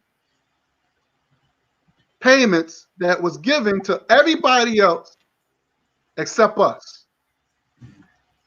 Now he said that we don't deserve it. So what about the Japanese? In 1990, in the USA, this government gave Japanese, who's not even really from this country, they migrated here, But because what they went through in World War II, they get $1.6 billion, and each one of them get 20,000 each. Okay, $1.6 billion. So I don't want to hear that the United States don't have no money. They didn't go bankrupt. Okay. In 1990, now remind you, these are the children and the grandchildren, because some of those people died out. Some of those people died out. Then you got the Jewish in Australia. They got paid $25 million for the Holocaust survivors. Then we could talk about the Indians. 1990. All these. This is old stuff. This is recent. These are talking about the descendants. Look, the Japanese Canadian, 230 million. The German, let's go all the way down here. The German Jewish settlement from Germany. Okay, look at that. 1.1 billion. The United States. Well, let's look at the United States. Look at all this money that the United States had gave out. These are reparations. Reparations. Look what we got. Not a damn thing. Not a damn thing. I want people to look at this.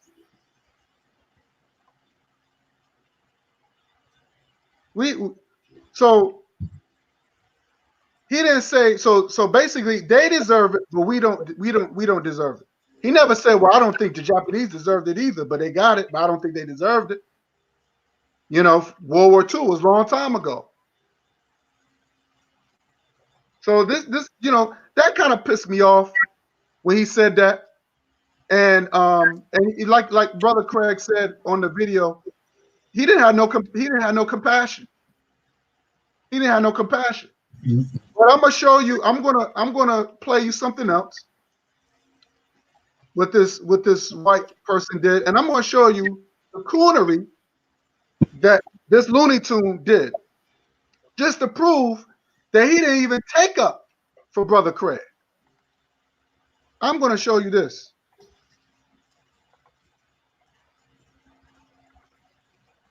Because since Looney Tune want to talk garbage on his piece of shit panel, I'm going to show you. I'm going to play you what this dude had did. Let me see if I can find it.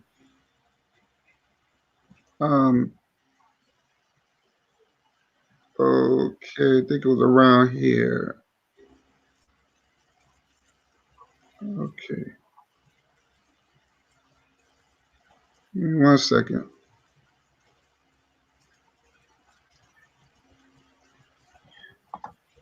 Let me see if this is it. And these prisons are building telephones. They're building stuff for the military. They're for 25 cents a day. And you know, if you in prison, you would rather be in a program making a little money than laying up in a cell all day. So of course they're gonna do it. That's how it's here in America. That's slavery. No matter how you see it, that's slavery. But I think that's a common sense guy. Let me just say this real quick, sir, bro, and then you can go right back to it. I think with the common sense guy, since he cannot provide the evidence, it looks like he's writing his own blog. He's trying to write a little quick blog. Exactly. That's exactly what I would do. So you're trying to suggest that I would come to a debate and actually try to falsify evidence. I didn't say that. I made you did. You're not the person who did. So you're trying to call me a liar on stream right now. I'm joking with you, sir. I'm joking. I'm glad we cleared that up. Thank you very much. This guy. Let's not be so. I mean, I know how these debates are. Sometimes, you know, even I might be guilty. You know, sometimes we get a little, you know, a little emotional over stuff. Nobody is trying to accuse you of a crime. I'm not emotional, sir. I'm just pissed off that somebody tried to spring up the fact that we were having a conversation And then now it's the point of bringing up every single fact that we need to bring up. Right. Okay, now I'm gonna pause it right there for a second. He was mad at Brother Craig because he claimed that he wasn't prepared of showing evidence of what he's saying. This is what I'm talking about. If you're gonna say stuff, show evidence. Show evidence. So he gets mad at Brother Craig because Brother Craig is showing evidence. He just want to talk. Like his talk means value. Like he lied and said, "Oh, well, African people raping other African people," which is not true. And so, Brother Craig said, "Where you get that? Where you get that from? Can you screen share that? Show me some articles." And then he turns around and said, "Well, yeah, yeah, it didn't happen." So Brother Craig was like, "Well, why are you saying that?" But I'm gonna continue this because this is look how coonish this Looney Tune do in this video. Watch. I just want to put my little 2 cents in. You guys go ahead and have at it. I'm just listening in the cut. See, the issue that I see is that when white people, can't defeat you, with their scholarship, they have to, turn to petty insults and anger and they have to rely on scare tactics. Where have I insulted you? No, you haven't, but I could just see that your whole tone has changed. Your whole tone. Yes, because you sprang on to me the fact that we were using fucking tabs and using points of actual points where I thought we were having a discussion. We were going on to a debate. We were having a. I got all the money. You told me literally 2 seconds before you clicked the button. You said, "We'll give you all the time you want." I assumed that we were just having a conversation rather than an actual debate about everything. Well, So if we were having a debate, I would have brought all my statistics up. No, this is just a discussion, sir. This is not really a debate. We can come back to you're correct, sir. Yeah, it's definitely not a debate because you're only taking points that are actually supposed to be logistics. Things that you can.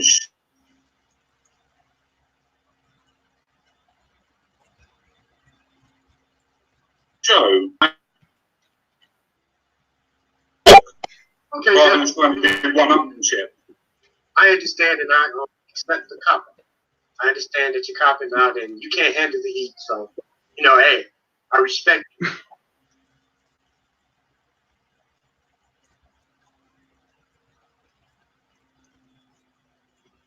I wholeheartedly respect you. To provide any type of evidence, but I can't put evidence where letters from actual reports weren't written.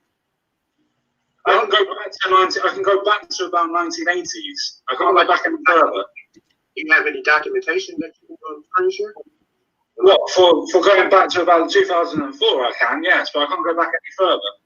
Okay, so you're basically saying that it doesn't exist. No, I'm saying I haven't had enough fucking time to look for it.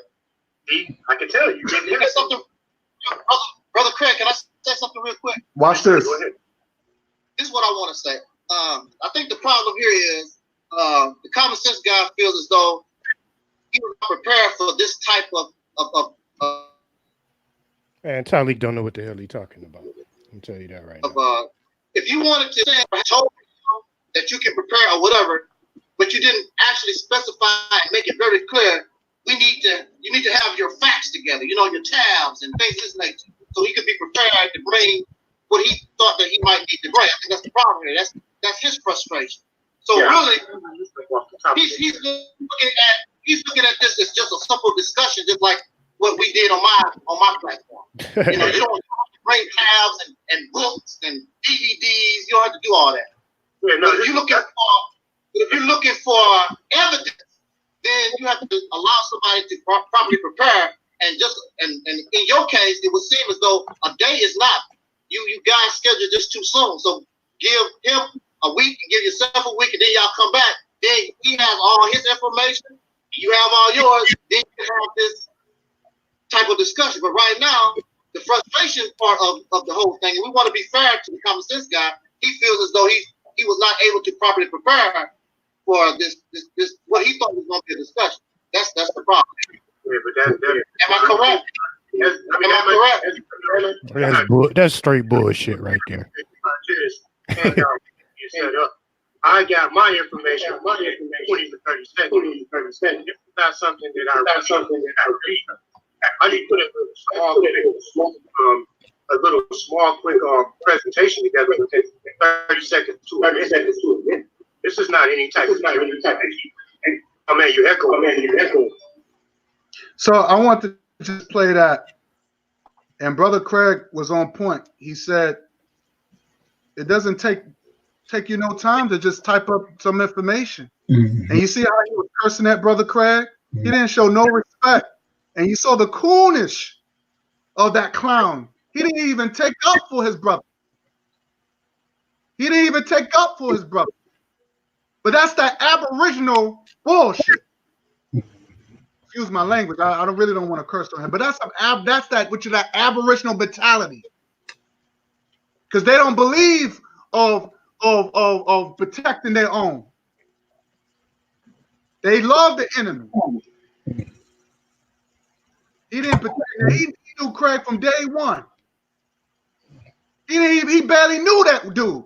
He didn't even know him. So that's why I have no respect. And then he lies, talking about he been through Jim Crow. He didn't been through Jim Crow. Angel Snub 7 was born in 1963. He lied to y'all. So what the hell he know about Jim Crow? Talking about I lived it. You didn't live nothing. He was born in 1963. Jim Crow ended in 1965, you fool. Right. But this is the nonsense. I had to play that because he didn't protect the brother. Craig did a wonderful job. And he saw the brother. Oh, he's getting frustrated. He cursing at the brother. Craig didn't curse at him. But this Aboriginal mentality is a sickening. It's a poison. They don't look like those people those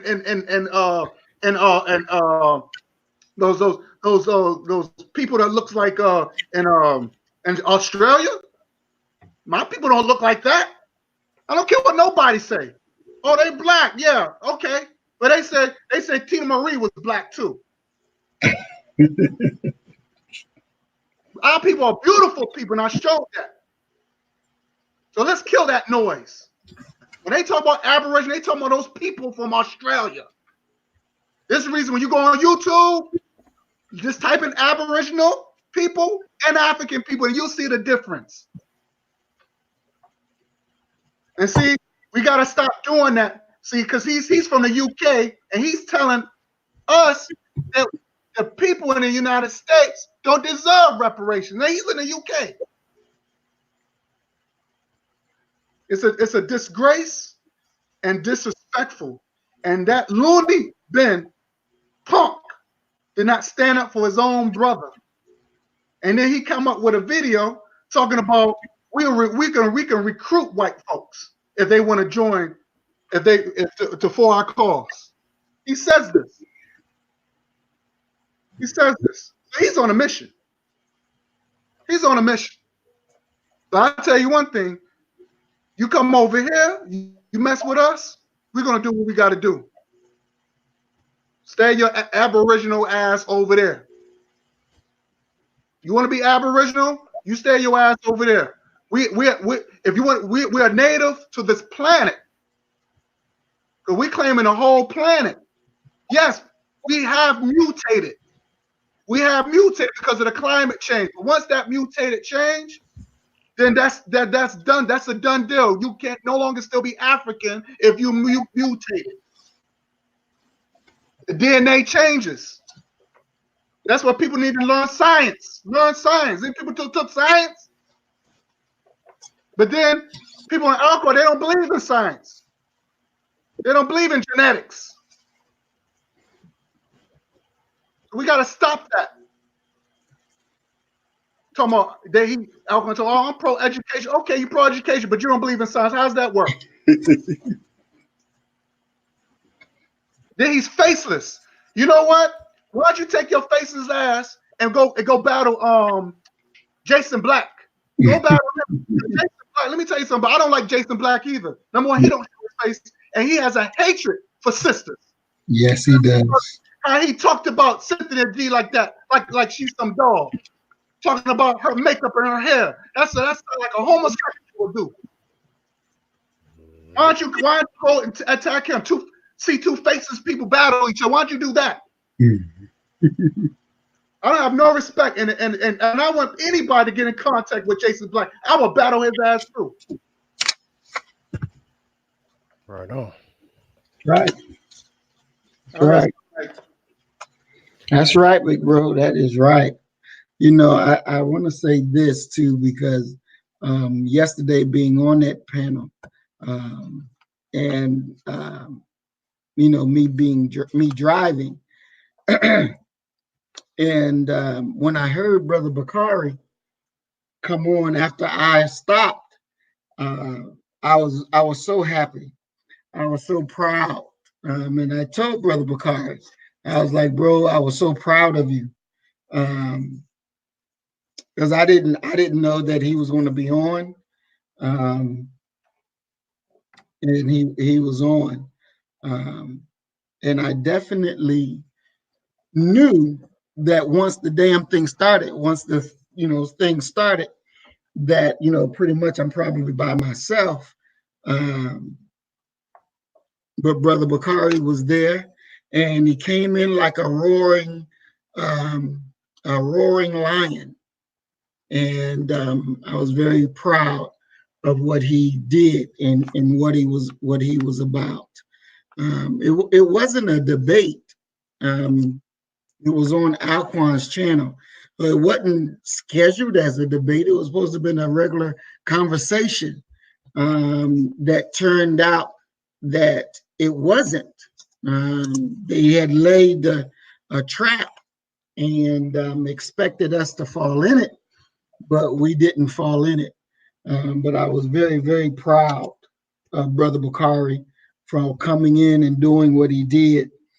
And then even because a few times, because I was driving, my signal dropped. So I had to get back in because Guy was on. And, we don't believe in leaving one of us down. We are one fighting, all of us is fighting. And, when one leaves, then all of us gonna leave. And he called me to make sure that I was off. And I was like, yeah, I'm off. He's like, well, Guy is still on. And I was like, oh, okay. So we got to go back. And I went back on and I text Guy, and Guy was like, well, he's on, but he's in the background. So I was like, come on, let's go.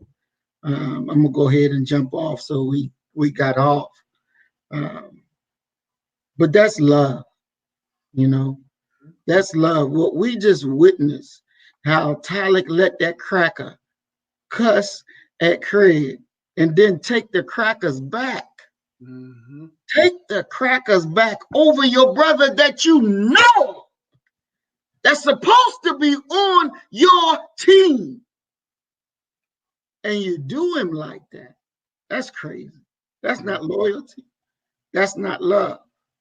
That's hate. That's hate. That's what that is. And so to be able to operate on a level of love that we operate on is definitely a beautiful thing, because your brothers got your back, and that your brothers will be there regardless to whom or what. When it's time to show down, we're going to show down. And you know what? Any heads got to go, then fuck it. They just got to go. They just got to go. And that's what makes us stronger. And that's what makes us right. That's what makes us right. I mean, damn.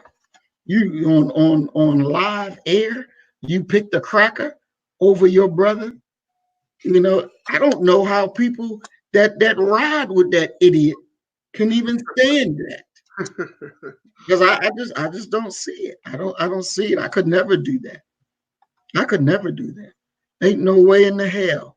It don't work that way. But that shows you how much Talek loves white people. That's how much he loves white people. That he don't give a damn. He'll do it before the world to lay out there to protect a cracker over your own brother.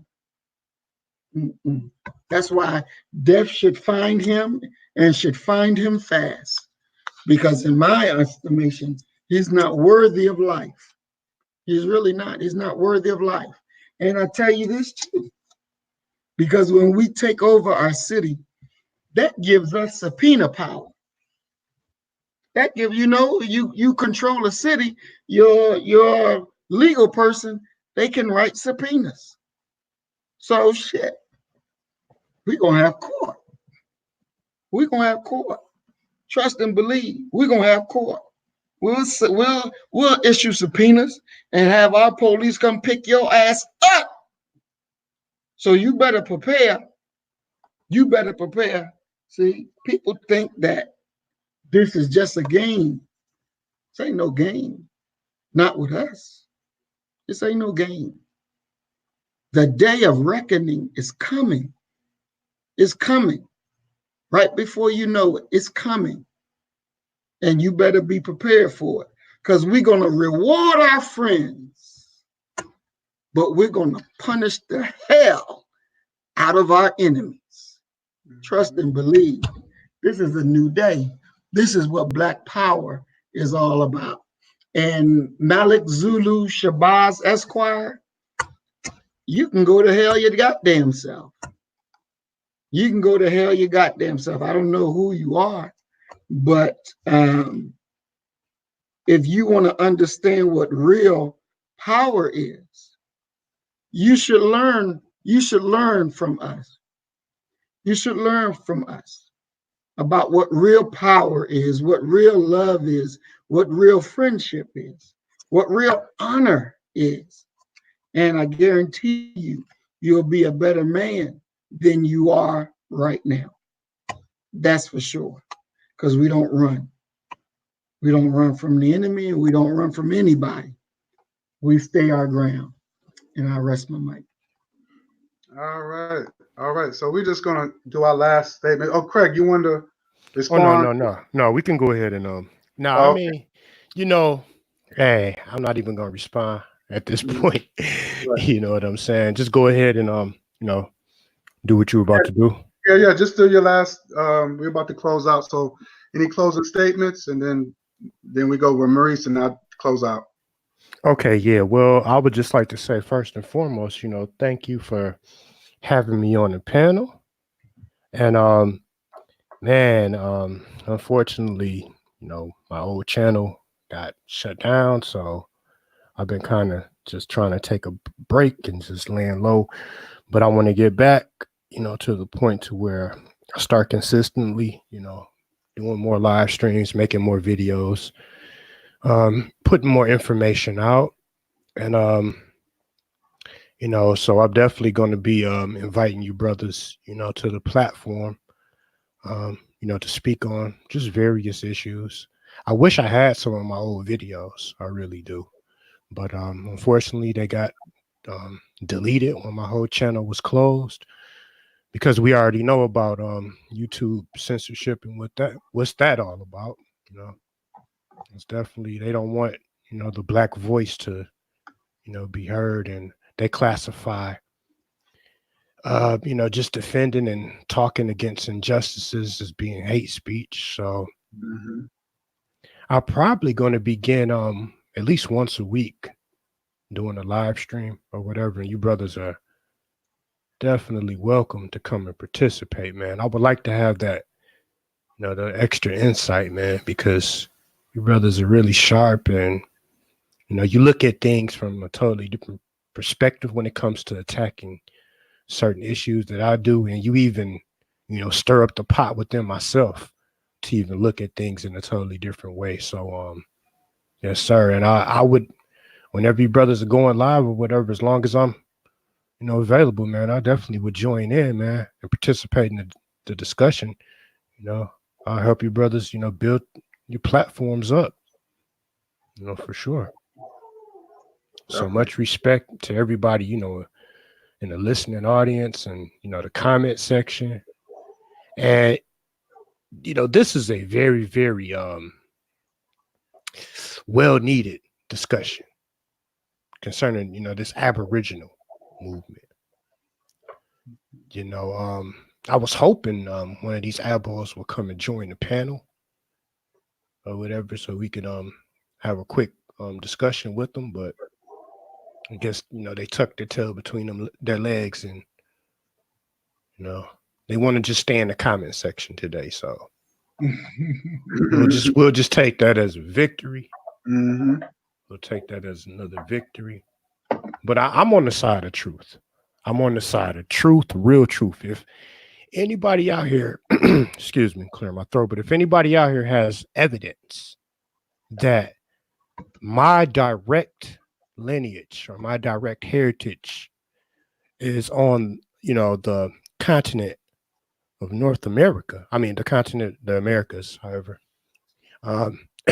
please provide it. I have an open mind. I'm not somebody that's just so set in their ways to where I won't listen to real scientific evidence and data. But up to this point, man, this has just not been proven to me. And even if I did have a lineage that went back to North America, that still does not negate the statement that I made earlier about this common enemy that we share. So I'm just tired of hearing all this African rhetoric. I mean, I deal with people on an individual basis. I'm not going to just demonize an entire continent of Africa just because, of a few sellouts, just like I wouldn't demonize all of Black America. We got sellouts and traders, race traders, throughout the diaspora. But, at this point, I just think, man, we just need to just continue, just putting out the real information. That's what it's all about. But just keep with the real information. So peace to, Brother Maurice, Brother Guy in Hollywood, everybody in the chat room listening. And man, let's just keep this going, man. Let's build this platform up. Let's make this platform great. Definitely. Peace. All right. Well, we definitely thank you, Brother Guy. Brother Craig, it's good to have you back. Welcome back home as we continue to build, because we are a family. And, we have our ups and our downs, but at the end of the day, when we come back home, we are home. All is forgiven. We don't carry no bullshit forward. That stuff is dead and gone. So I thank you for coming back and being on the panel with us today. Thank you, Brother Guy, for having this important discussion. We thank also the chat for being there. People have to understand is that when you love and you want what's right, then that forces you to take up a side. It forces you. So you normally, if you want right, you're going to fight on the right side. You're going to fight for what's right, even though it may not be the popular thing, but that it's right. So as the scripture said, had we wished to take a pastime from before ourselves, we could have done it. Nay, we cast truth at falsehood till we knock out its brains. Why do you knock out its brains? Because the brains of a being. See, if it has brains, then the brains is in the head of some being. In that being, regardless to the color, if they're spouting falsehood, then it is our job to knock it out. And make them that Dane Calloway character. I think his name is Javon Bullets. Did a thing on him and really showed his foolishness to be what it is. I looked at that piece you asked me about, something that Pharaoh did about the Moorish control over Europe. And anybody when you go back and do your research, and I don't know why people say things that can be easily discovered as false, but when you go back and do the research, even the cracker, when he tell it, he gives it as it is. You know, our people gave them what they had. That it is true. You know, that is from Black people. So I don't know why Pharaoh decided to say what he said, but hell, if you can, some of our people that live over there, they even teach that in their history of what the Moors did to build up Spain in that area. Because I mean, it's right across the water from where they were. But our fight here today is a fight of right against wrong. It's a fight of freedom versus enslavement. And we have to break the chains. And we have to be strong enough and bold enough to do it. And don't give a damn about what somebody else thinks. Because at the end of the day, our people need us. They need us. You were born ready to do this fight. Now, some of our people, as you see them try to meander their way through life, if they were back in slavery, they'll be trying to meander their way to do what Master say this day and Master say that day. But those of us who are fighting today, if we were back in slaves, we would have been fighting that day. So we all have choices to make, and it's a very serious choice. You can either go the way of freedom, justice, and equality, or you can go the way of the enemy. That's everybody's decision. So as they say, choose life. Choose life. Choose life. This was an excellent program, Brother Guy, and I thank you for having me on, and I thank Craig for being on. Thank everybody in the chat room, and I can't wait for us to get together and put some more good information out. And again, welcome back, Craig. Peace, peace. Bro. Peace, bro. Well, I want to say my little closing statement. This has been a very informative program. It was well needed. Again, thank you, brother Maurice and brother Craig. Craig, welcome back. Welcome home. We did miss you. So as a brother, so I'm glad you're back with us, man. And and I love putting up refreshing those videos because it brought back so many good memories when we was on the panel. So this is a new year, man, and we definitely going to do it. And we it's sad that we're in a civil war. You know, I gotta be realistic. You know, and I'm not gonna be on this kumbaya and all this other stuff. I mean, you know, it's obvious this is another way of the government tactics to distract what we have to do as a nation. So so we have to be more focused and find out who's our real enemy is. So I just want to say thanks to the chat. Y'all been very encouraging, and I hope what we did, we had to clear up the cobwebs. You know what I'm saying? Because there was a lot of propaganda going on, a lot of misinformation, and we had to clear that up. So I hope y'all enjoyed it. Again, thank you, and y'all have a good night. And we out of here. Peace and love, and I'll see y'all again.